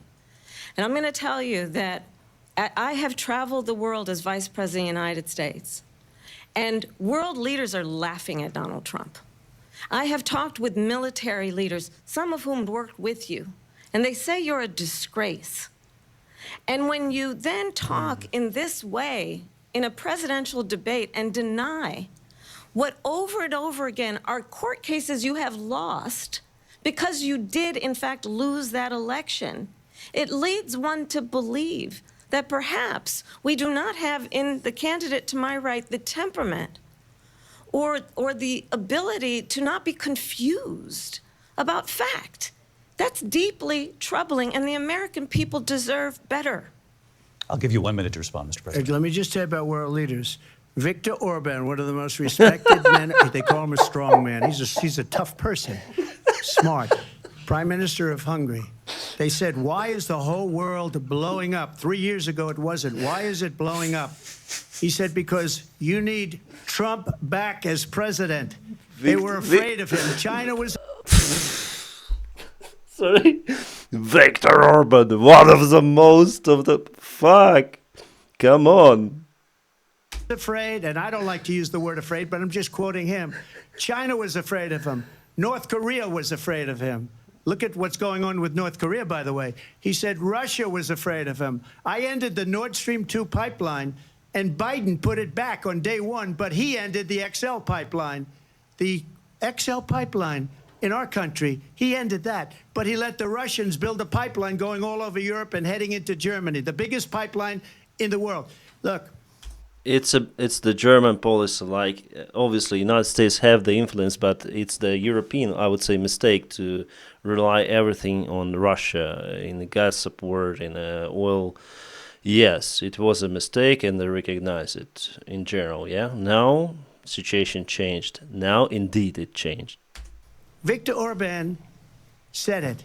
He said the most respected, most feared person is Donald Trump. Look at the Hungary. I mean, just find it on the map.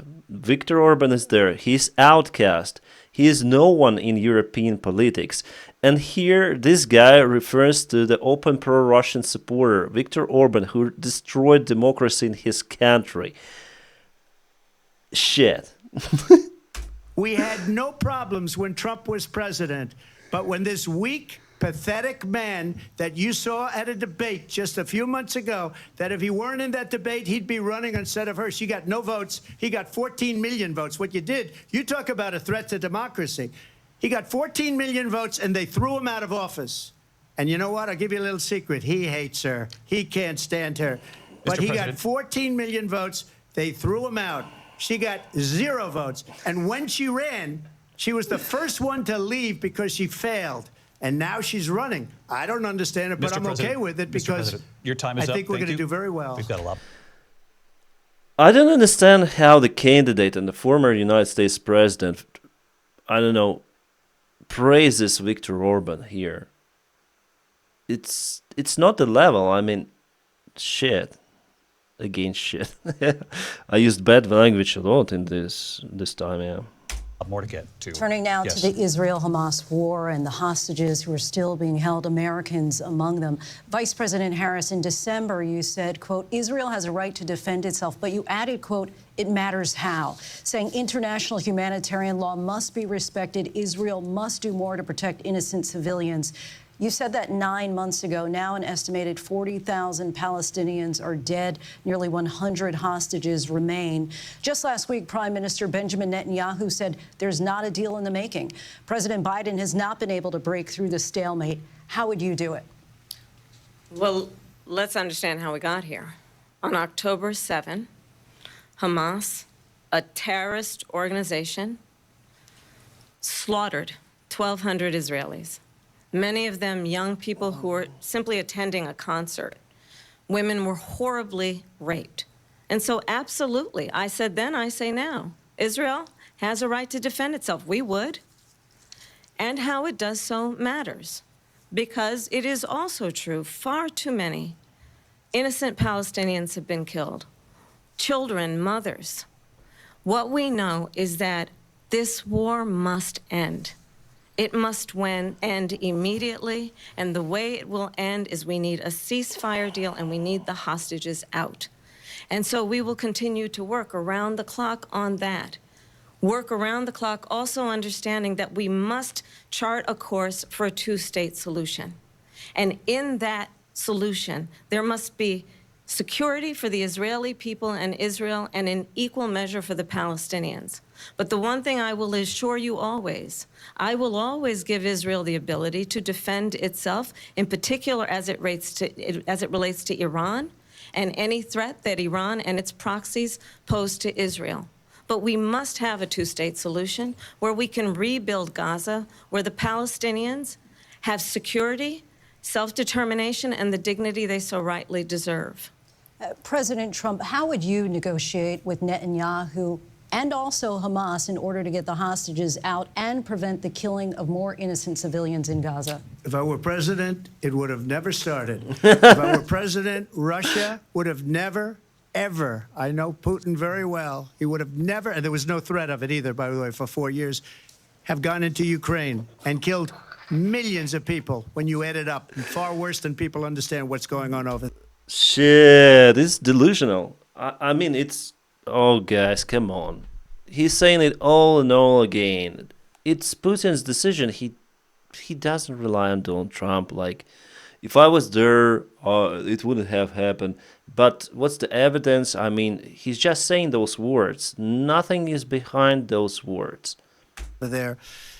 But when she mentions about Israel, all of a sudden, she hates Israel. She wouldn't even meet with Netanyahu when he went to Congress to make a very important speech. She refused to be there because she was at a sorority party of hers. She wanted to go to the sorority party. She hates Israel. If she's president, I believe that Israel will not exist within 2 years from now. And I've been... Bullshit. Netanyahu is not the Israel. Netanyahu, actually, many Israelis do not like Netanyahu. Me either. Because he slept over that attack. And he's not very competent leader, as for me. Again, my opinion. Pretty good at predictions, and I hope I'm wrong about that one. She hates Israel. At the same time, in her own way, she hates the Arab population because the whole... She hates everyone. Everyone she hates. Americans, Arab population, immigrants. Oh, she likes immigrants, but she doesn't like immigrants because she hates everyone. The whole place is going to get blown up. Arabs, Jewish people, Israel will be gone.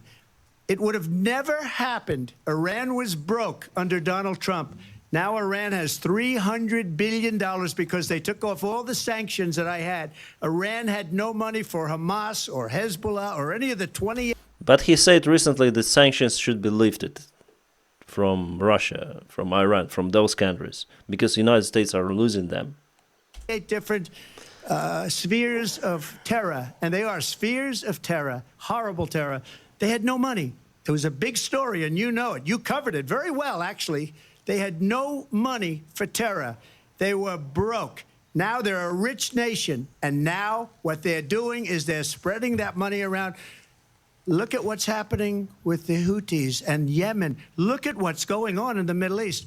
This would have never happened. I will get that settled and fast, and I'll get the war with Ukraine and Russia ended. If I'm president-elect, I'll get it done before even becoming president. Vice President Harris, he says you hate Israel. That's absolutely not true. I have my entire career and life supported Israel and the Israeli people. He knows that.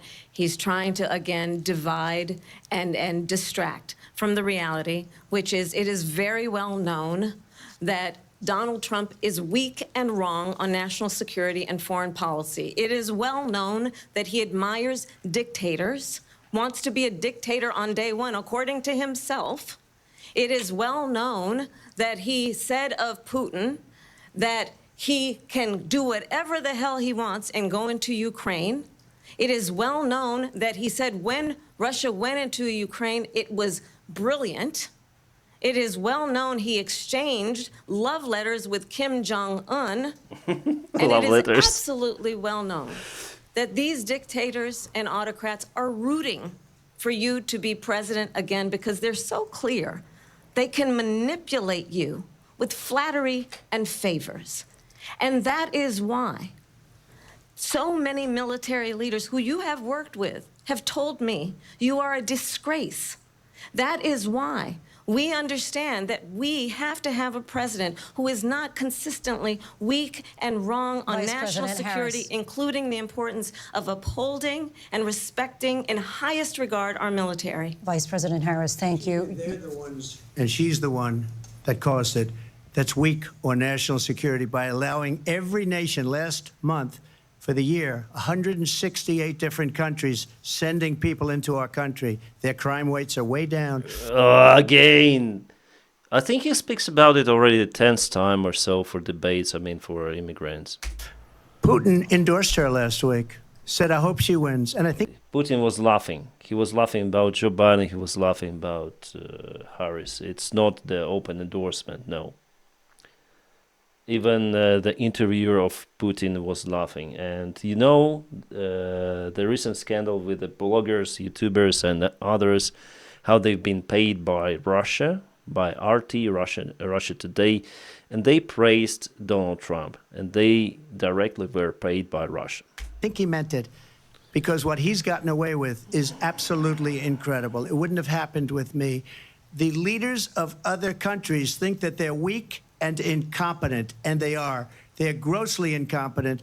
And I just ask one question. Why does Biden go in and kill the Keystone Pipeline and approve the single biggest deal that Russia's ever made, Nord Stream 2, the biggest pipeline anywhere in the world going to Germany and all over Europe?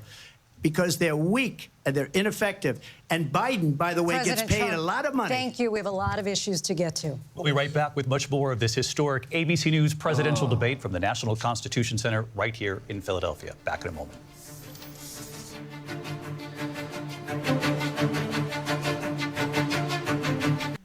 Ooh, Jesus Christ. This is more interesting than the last time, for sure. Guys, tell me in the comments, what do you think? Okay, Ukraine comes up after break. Yeah, need that break. So, I'm not really like Kamala supporter, Kamala. But what Trump is saying is absolute nonsense, and really dictators may manipulate him. I agree by that on Kamala. You know, praising Orban here in debates, it's the Putin's puppet, and yeah, it seems like it could be a terrible solution to elect this guy as the United States. Honestly, guys. I wish Republicans had much better candidate. United States politics is a clown show. Great entertainment.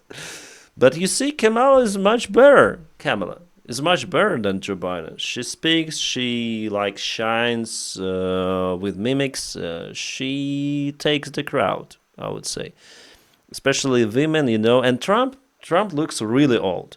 Compared to Joe Biden, he looked very energetic, and now he's very old.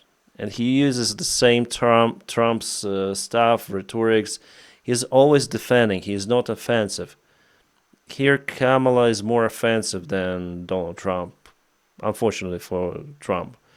Because Trump always he was asked the question and he goes into the immigration policy. He is asked the question, he goes to immigration policy, and so on. It's unstoppable.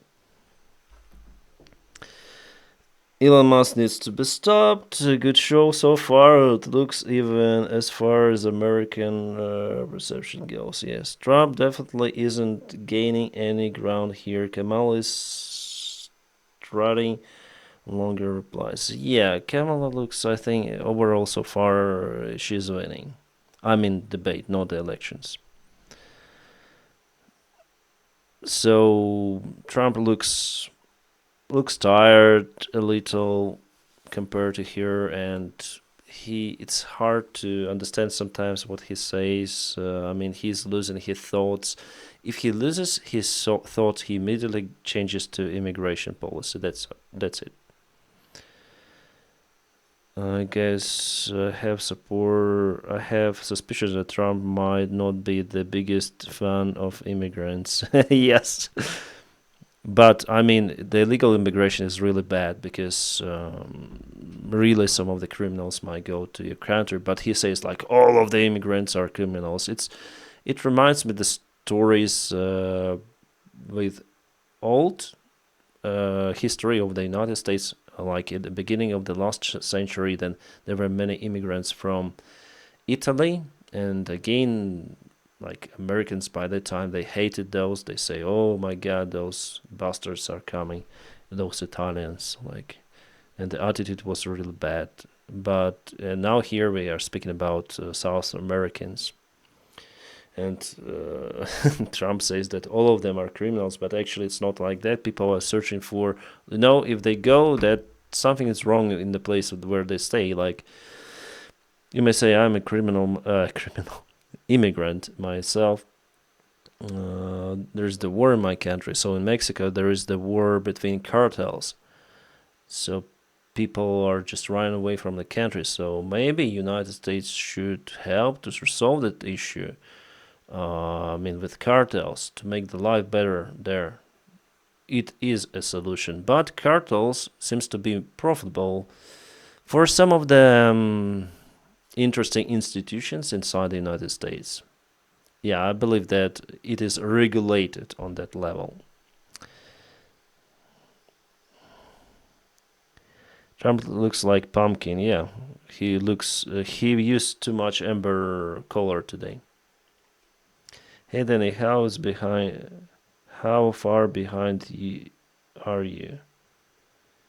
Yeah, I think they regulate all this flow on the market of the substances. Back to this historic Let's go back. ABC News presidential debate tonight. We're going to continue here, and I want to turn to the war in Ukraine. We're now 2.5 years into this conflict. Mr. President, it has been the position of the Biden administration that we must defend Ukraine from Russia, from Vladimir Putin, to defend their sovereignty, their democracy, that it's in America's best interest to do so, arguing that if Putin wins, he may be emboldened to move even further into other countries. You have said you would solve this war in 24 hours. You said so just before the break tonight. How exactly would you do that? And I want to ask you a very simple question tonight. Do you want Ukraine to win this war? I want the war to stop. I want to save lives that are being uselessly, people being killed by the millions. It's the millions. It's so much worse than the numbers that you're getting, which are fake numbers. Look, we're in for 250 billion or more, because they don't ask Europe, which is a much bigger beneficiary to getting this thing done than we are. They're in for $150 billion less because Biden and you don't have the courage to ask Europe like I did with NATO. They paid billions and billions, hundreds of billions of dollars when I said, either you pay up or we're not going to protect you anymore. So that's maybe one of the reasons they don't like me as much as they like weak people. But you take a look at what's happening. We're in for 250 to 275 billion.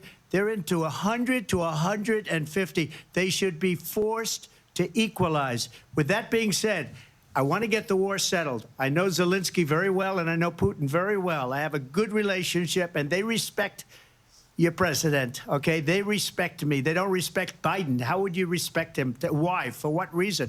He hasn't even made a phone call in 2 years to Putin, hasn't spoken to anybody. They don't even try and get it. That is a war that's dying to be settled. I will get it settled before I even become president. If I win, when I'm president-elect, and what I'll do is I'll speak to one, I'll speak to the other, I'll get them together. That war would have never happened. And in fact, when I saw Putin after I left, unfortunately left because our country has gone to hell. But after I left, when I saw him building up soldiers, he did it after I left, I said, oh, he must be negotiating. It must be a good, strong point of negotiation. Well, it wasn't, because Biden had no idea how to talk to him. He had no idea how to stop it. And now you have millions of people dead, and it's only getting worse, and it could lead to World War III. Don't kid yourself, David. We're playing with World War III, and we have a president that we don't even know if he's... Where is our president? We don't even know if he's a president. And just to clarify they here... They threw him out of a campaign like a dog. We don't even know. Is he our president? But we have a president, Mr. President, that doesn't know he's alive. Your time is up. Just to clarify in the question, do you believe it's in the U.S. best interests for Ukraine to win this war, yes or no? I think it's the U.S. best interest to get this war finished and just get it done. All right. Negotiate a deal, because we have to stop all of these human lives from being destroyed. I want to take the... Fuck it. The same old story as in all debates, so I'm gonna negotiate with Zelensky and Putin. I'm a respected guy, blah, blah, blah. Bullshit. That's my comment as a Ukrainian. Bullshit. this to Vice President Harris. I want to get your thoughts on support for Ukraine in this moment, but also as Commander-in-Chief, if elected, how would you deal with Vladimir Putin, and would it be any different from what we're seeing from President Biden? Well, first of all, it's important to remind the former president you're not running against Joe Biden, you're running against me. I believe the reason that Donald Trump says that this war would be over within 24 hours is because he would just give it up. And that's not who we are as Americans. Let's understand what happened here. I actually met with Zelensky a few days before Russia invaded, tried through force to change territorial boundaries, to defy one of the most important international rules and norms, which is the importance of sovereignty and territorial integrity. And I met with President Zelensky. I shared with him American intelligence about how he could defend himself. Days later, I went to NATO's eastern flank, to Poland and Romania. And through the work that I and others did, we brought 50 countries together to support Ukraine in its righteous defense. And because of our support, because of the air defense, the ammunition, the artillery, the javelins, the Abrams tanks that we have provided, Ukraine stands as an independent and free country. If Donald Trump were president, Putin would be sitting in Kyiv right now. And understand what that would mean, because Putin's agenda is not just about Ukraine.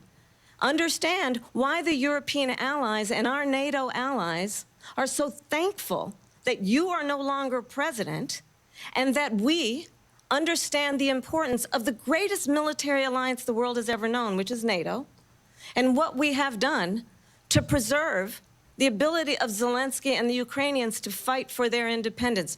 Otherwise, Putin would be sitting in Kyiv with his eyes on the rest of Europe, starting with Poland. And why don't you tell the 800,000 Polish Americans right here in Pennsylvania how quickly you would give up for the sake of favor and what you think is a friendship with what is known to be a dictator who would eat you for lunch. Vice President Harris, thank you. We've heard from both of you tonight. That was really powerful. That was really so. Kamala, yeah, for me, yeah, I would vote for Kamala for sure. After this topic, yeah, no words describing the Trump. Afghanistan came up in the last hour. I wanted her to respond to something you said earlier, and please, I'll give you a minute here. Putin would be sitting in Moscow, and he wouldn't have lost 300,000 men and women, but he would have been sitting in Moscow. Quiet, please. He would have been sitting in Moscow, much happier than he is right now.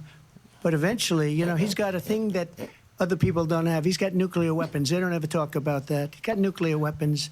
Nobody ever thinks about that. And eventually, maybe he'll use them, and maybe he hasn't been that threatening, but he does have that. Something we don't even like to talk about. Nobody likes to talk about it. But just so you understand, they sent her to negotiate peace before this war started. 3 days later, he went in and he started the war because everything they said was weak and stupid. They said the wrong things. That war should... She wasn't there for negotiating the peace, no. ...have never started. She was the emissary. They sent her in to negotiate with Zelensky and Putin, and she did. It's not truth, yeah. It's total lies. And the war started 3 days later. And that's the kind of talent we have with her. She's worse than Biden. In my opinion, I think he's the worst president in the history of our country. She goes down as the worst vice president in the history of our country. But let me tell you something. She is a horrible negotiator. They sent her in to negotiate. As soon as they left, Putin did the invasion. President Trump, thank you. You did bring up something. You said she went to negotiate with Vladimir Putin. Vice President Harris, have you ever met Vladimir Putin? Can you clarify tonight? Yet again, I said it at the beginning of this debate, you're going to hear a bunch of lies coming from this fellow. And that is another one. When I went to meet with President Zelensky, I've now met with him over 5 times. The reality is it has been about standing as America always should, as a leader upholding international rules and norms, as a leader who shows strength, understanding that the alliances we have around the world are dependent on our ability to look out for our friends and not favor our enemies because you adore strong men instead of caring about democracy.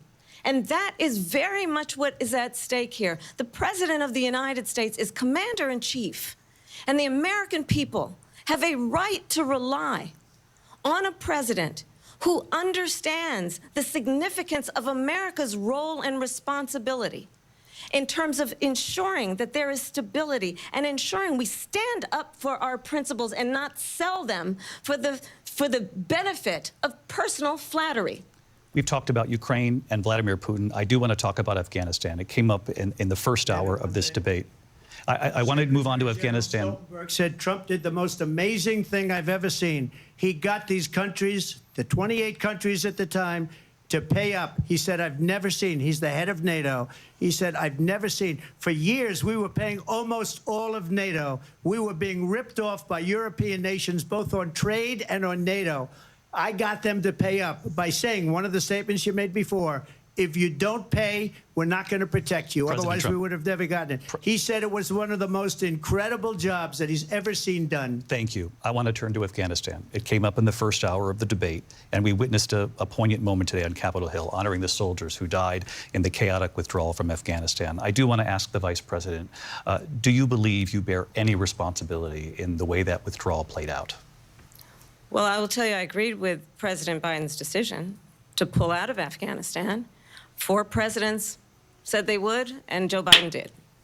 And as a result, America's taxpayers are not paying the $300 million a day we were paying for that endless war. And as of today, there is not one member of the United States military who is in active duty in a combat zone in any war zone around the world, the first time this century. But let's understand how we got to where we are.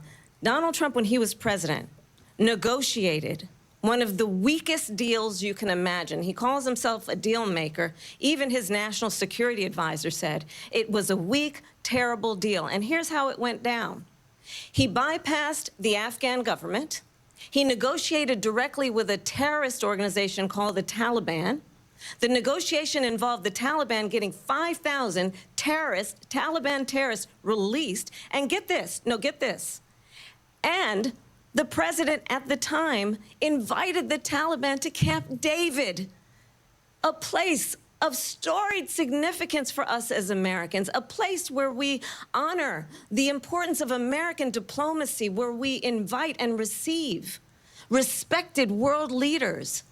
And this former president, as president, invited them to Camp David because he does not, again, appreciate the role and responsibility of the President of the United States to be commander-in-chief with a level of respect. And this gets back to the point of how he has consistently disparaged and demeaned members of our military, fallen soldiers, and the work that we must do to uphold the strength and the respect of the United States of America around the world. Vice President Harris, thank you. President Trump, your response to her saying that you began the negotiations with the Taliban. So if you take a look at that period of time, the Taliban was killing our soldiers, a lot of them, with snipers. And I got involved with the Taliban because the Taliban was doing the killing. That's the fighting force within Afghanistan. They don't bother doing that because, you know, they deal with the wrong people all the time. But I got involved. And Abdul is the head of the Taliban. He is still the head of the Taliban. And I told Abdul, don't do it anymore. You do it anymore, you're going to have problems. And he said, why do you send me a picture of my house? I said, you're going to have to figure that out, Abdul. And for 18 months, we had nobody killed. We did have an agreement negotiated by Mike Pompeo. It was a very good agreement. The reason it was good, it was we were getting out. We would have been out faster than them, but we wouldn't have lost the soldiers. We wouldn't have left many Americans behind, and we wouldn't have left $85 billion worth of brand new, beautiful military equipment behind. And just to finish, they blew it. The agreement said you have to do this, this, this, this, this, and they didn't do it. They didn't do it. The agreement was terminated by us because they didn't do what they were supposed to do. I want to move on. And these people did the worst withdrawal, and in my opinion, the most embarrassing moment in the history of our country. And by the way, that's why Russia attacked Ukraine because they saw how incompetent she and her boss are. President Trump, thank you. I want to move on now to race and politics in this country. Mr. President, you recently said of Vice President Harris, quote, "I didn't know she was black until a number of years ago when she happened to turn black, and now she wants to be known as black." I want to ask a bigger picture question here tonight. Why do you believe it's appropriate to weigh in on the racial identity of your opponent? I don't, and I don't care. I don't care what she is. I don't care. You make a big deal out of something, I couldn't care less. I think in English it's a wrong expression. What you are, it's the profession, and who you are is about the race or other stuff. Pardon if I'm wrong. Whatever she wants to be is okay with me. But those were your words, so I'm asking... I don't know. I mean, all I can say is I read where she was not black, that she put out, and I'll say that. And then I read that she was black, and that's okay. Either one was okay with me. That's up to her. That's up to her. Vice President Harris, your thoughts on this?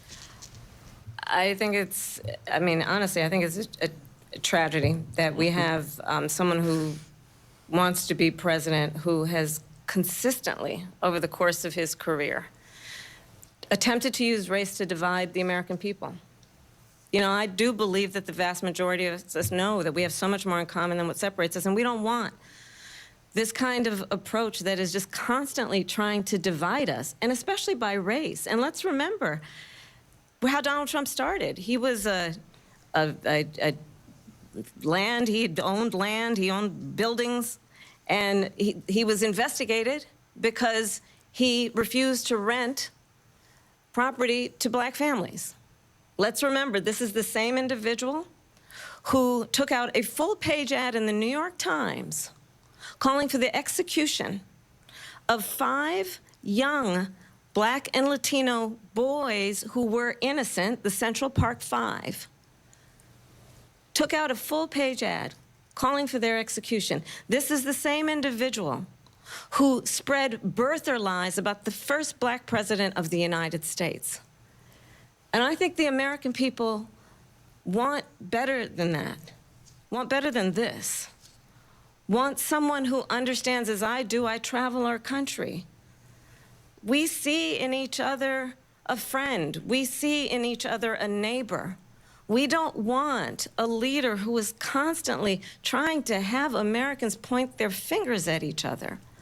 I meet with people all the time who tell me, can we please just have discourse about how we're going to invest in the aspirations and the ambitions and the dreams of the American people? Knowing that regardless of people's color or the language their grandmother speaks, we all have the same dreams and aspirations and want a president who invests in those, not in hate and division. Vice President Harris, thank you. Linsey? President Trump, this is now your 3rd time. This is the most divisive presidency in the history of our country. There's never been anything like it. They're destroying our country, and they come up with things like what she just said, going back many, many years, when a lot of people, including Mayor Bloomberg, agreed with me on the Central Park 5. They admitted, they said, they pled guilty. And I said, well, if they pled guilty, they badly hurt a person, killed a person ultimately. And if they pled guilty, then they pled, we're not guilty. But this is a person that has to stretch back years, 40, 50 years ago, because there's nothing now. I built one of the greatest economies in the history of the world, and I'm going to build it again. It's going to be big. So it's hard for him to defend what happened before, like she mentioned, yeah, the case. Bigger, better, and stronger, but they're destroying our economy. They have no idea what a good economy is. Their oil policies, every single policy. And remember this, she is Biden. You know, she's trying to get away from Biden. I don't know the gentleman, she says. She is Biden. The worst inflation we've ever had, a horrible economy because inflation has made it so bad, and she can't get away with that. Just want to read out these comments. But in 2, 3, 2, 1, immigrants. No, not this time. I want to respond to that, though. I want to just respond briefly. Clearly, I am not Joe Biden, and I am certainly not Donald Trump. And what I do offer is a new generation of leadership for our country. one who believes in what is possible, one who brings a sense of optimism about what we can do instead of always disparaging the American people. I believe in what we can do to strengthen our small businesses, which is why I have a plan. Let's talk about our plans and let's compare the plans. I have a plan to give startup businesses $50,000 tax deduction, to pursue their ambitions, their innovation, their ideas, their hard work. I have a plan, $6,000 for young families for the first year of your child's life, to help you in that most critical stage of your child's development. I have a plan that is about allowing people to be able to pursue what has been fleeting in terms of the American dream by offering a help with down payment of $25,000 down payment assistance for first-time home buyers. That's the kind of conversation, I believe, David, that people really want tonight, as opposed to a conversation that is constantly about belittling and name-calling. Let's turn the page Vice President and move Harris, forward. thank you. Let's turn to policy. President Let's Trump, turn back we to have policy. to move on. President Trump. Let's turn to policy, She please. has a plan to defund the police. She has a plan to confiscate everybody's gun. President Trump, she where has do a you have to plan move on to to not other allow issues? fracking in Pennsylvania And turn everyone gay. or anywhere else. Okay. That's what her plan is until just recently. I just need Linsey, to go ahead. respond because Trump, the President former Trump. president has No, said I'm something sorry. twice that I need to No, respond to. I'm sorry. We're I going just need to move respond on, Vice one President time Harris. to what he President has said Trump, this is multiple now times. your Yes. third time running for president. You have long vowed to repeal and replace the Affordable Care Act, also known as Obamacare. You have failed to accomplish that. You now say you're going to keep Obamacare, quote, unless we can do something much better. Last month, you said, quote, we're working on it. So tonight, 9 years after you first started running, do you have a plan, and can you tell us what it is? Obamacare was lousy health care, always was. It's not very good today.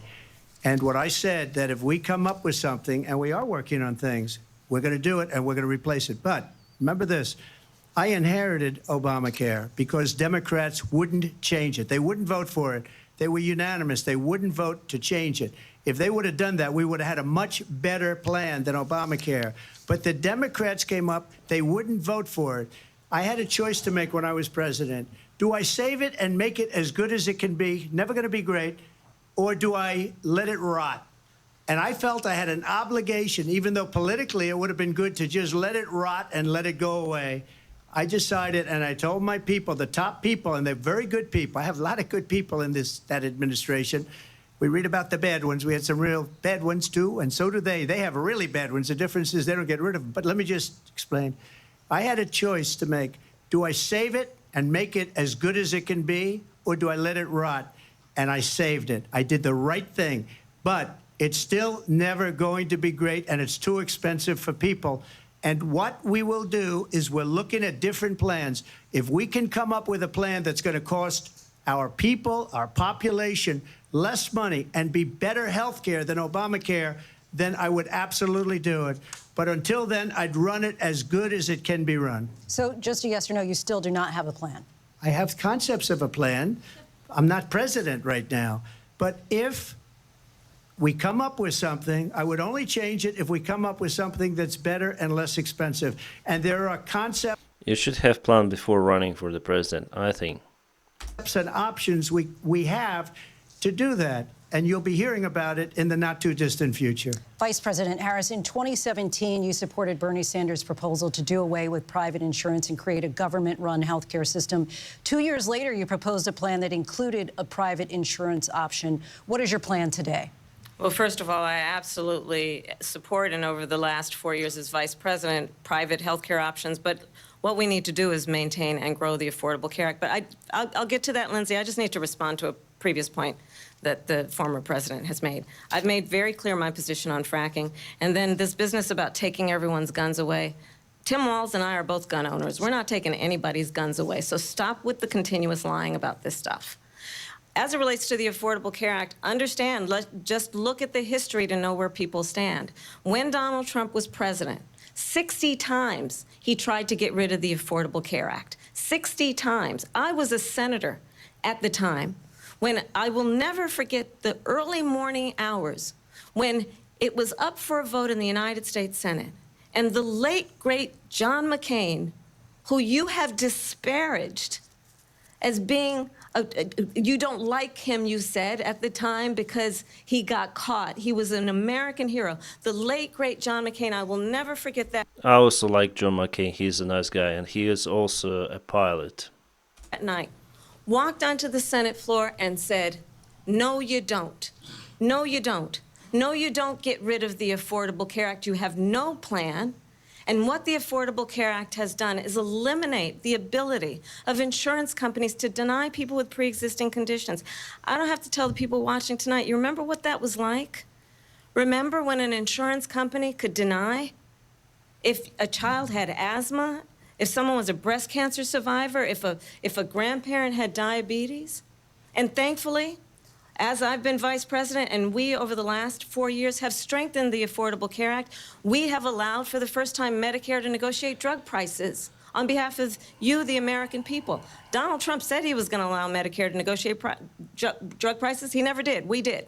And now we have capped the cost of insulin at $35 a month. Since I've been vice president, we have capped the cost of prescription medication for seniors at $2,000 a year. And when I am president, we will do that for all people, understanding that the value I bring to this is that access to health care should be a right and not just a privilege of those who can afford it. And the plan has to be to strengthen the Affordable Care Act, not get rid of it. Vice President prologue Harris, thank in terms you. of where Donald Trump stands on that. I want to move to an issue that's important for a lot of... She made a mistake. Number one, John McCain fought Obamacare for 10 years. But it wasn't only him. It were all of the Democrats that kept it going. And you know what? We can do much better than Obamacare, much less money. But she won't improve private insurance for people, private medical insurance. That's another thing she doesn't want to get. People are paying privately for insurance. No, it's wrong. She says she supports the private insurance, and how can you ban it? It's impossible. Insurance that have worked hard and made money, and they want to have private. She wants everybody to be on government insurance where you wait 6 months for an operation. No. He's lying, like, in front of everyone.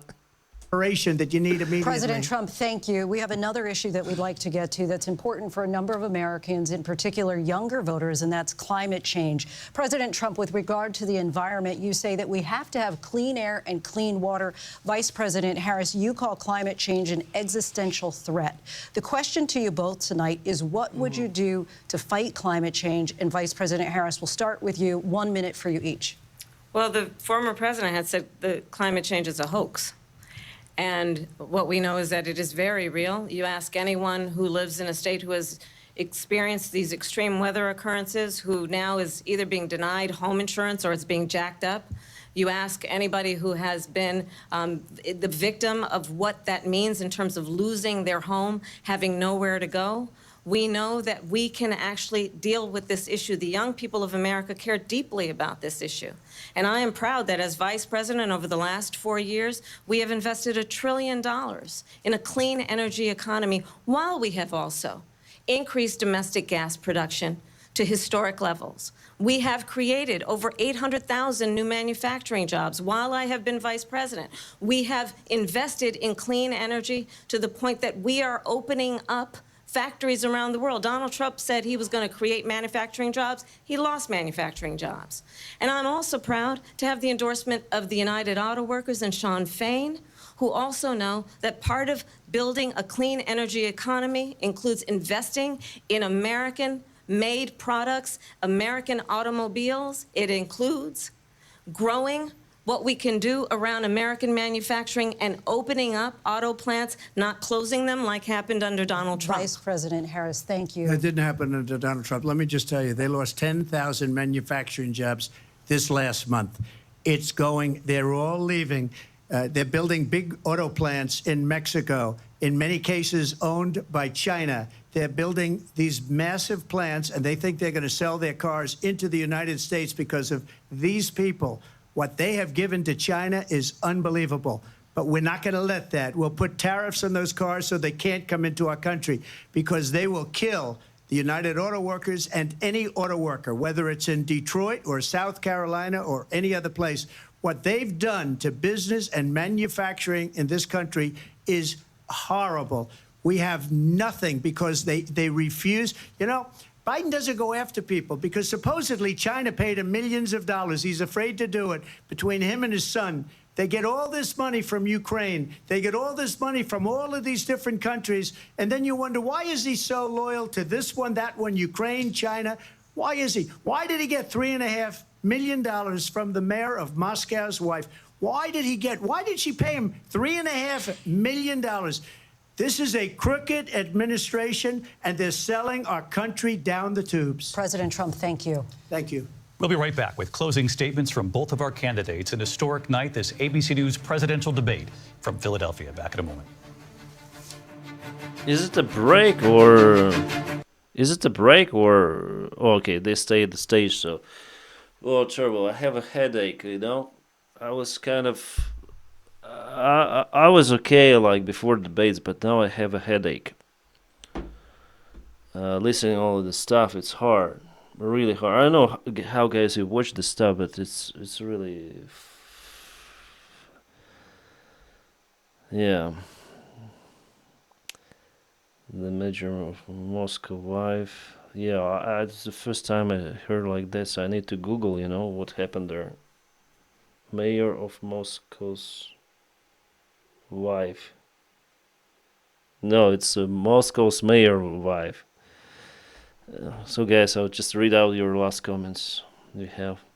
Well, if that's true, at least he's getting something. Trump just getting banned over by dictators for free, yeah. Okay, so you're so funny. I know your humor is the best out there. It's more like South Park episode to me than a real debate.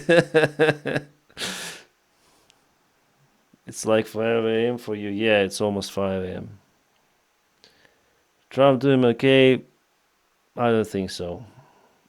Like, he is not losing debate completely compared to what Joe Biden did before, but he's not looking good, I would say. During the break, I'm going to eat a dog. Guys!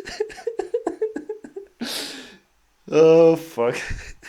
You're the best. You're the best. Like, I live in Canada and I do vote for Trump. All right.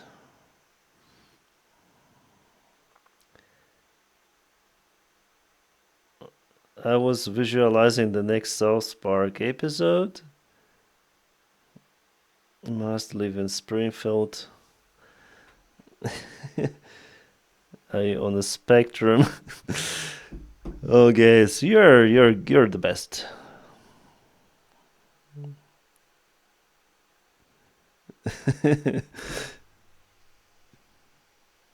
I'm a cat man myself.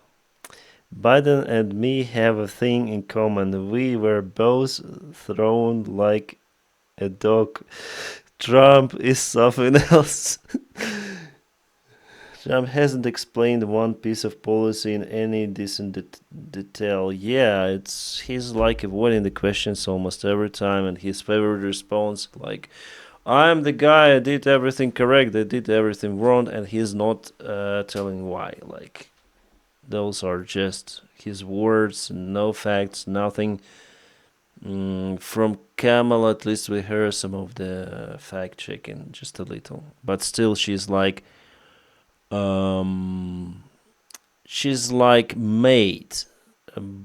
It is understandable that the big group was working with her for the debate to be successful, and really it is pretty much successful for her, especially if we check out the last debates between Biden and Trump. Yeah, of course, Kamala is much better performer, and she attacked Trump many of the times. She improvises a little, but her speech is very understandable. Like for every English speaker, for me, it was really hard to understand what Joe Biden was saying, like in his debates. Here, Kamala, every word, every sentence is so plain, so it goes like, especially then she spoke about Ukraine. So I don't like Donald Trump after those debates because he praised Orban like Orban is an open Putin's puppet. So when they spoke about Ukraine, I saw more inspiration, obviously, from Kamala, especially then Donald Trump was asked the question, is it in the United States' interest the victory of Ukraine is the United States' interest? He said, no, like something. He didn't answer. So Trump is no-go for me personally. And Linsey Davis. Welcome back tonight. The time has come for closing statements, and Vice President Harris, we begin with you. So I think you've heard tonight two very different visions for our country. Yeah. One that is focused on the future, and the other that is focused on the past, and an attempt to take us backward. But we're not going back. And I do believe that the American people know we all have so much more in common than what separates us, and we can chart a new way forward. And a vision of that includes having a plan, understanding the aspirations, the dreams, the hopes, the ambition of the American people, which is why I intend to create an opportunity economy, investing in small businesses, in new families, in what we can do around protecting seniors, what we can do that is about giving hardworking folks a break and bringing down the cost of living. I believe in what we can do together that is about sustaining America's standing in the world and ensuring that we have the respect that we so rightly deserve, including respecting our military and ensuring we have the most lethal fighting force in the world. I will be a president that will protect our fundamental rights and freedoms, including the right of a woman to make decisions about her own body and not have her government tell her what to do. I'll tell you, I started my career as a prosecutor. I was a DA, I was an attorney general, a United States senator, and now vice president. I've only had one client, the people. And I'll tell you, as a prosecutor, I never asked a victim or a witness, are you a Republican or a Democrat? The only thing I ever asked them, are you okay? And that's the kind of president we need right now. Someone who cares about you and is not putting themselves first. I intend to be a president for all Americans and focus on what we can do over the next 10 and 20 years to build back up our country by investing right now in you, the American people. Vice President Harris, thank you. President Trump? So she just started by saying she's going to do this, she's going to do that, she's going to do all these wonderful things. Why hasn't she done it? She's been there for 3.5 years. They've had 3.5 years to fix the border. They've had 3.5 years to create jobs and all the things we talked about. Why hasn't she done it? She should leave right now, go down to that beautiful White House, go to the Capitol, get everyone together and do the things you want to do, but you haven't done it, and you won't do it because you believe in things that the American people don't believe in. You believe in things like we're not going to frack. We're not going to take fossil fuel. We're not going to do things that are going to make this country strong, whether you like it or not. Germany tried that, and within 1 year, they were back to building normal energy plants. We're not ready for it. We can't sacrifice our country for the sake of bad vision. But I just ask one simple question. Why didn't she do it? We're a failing nation.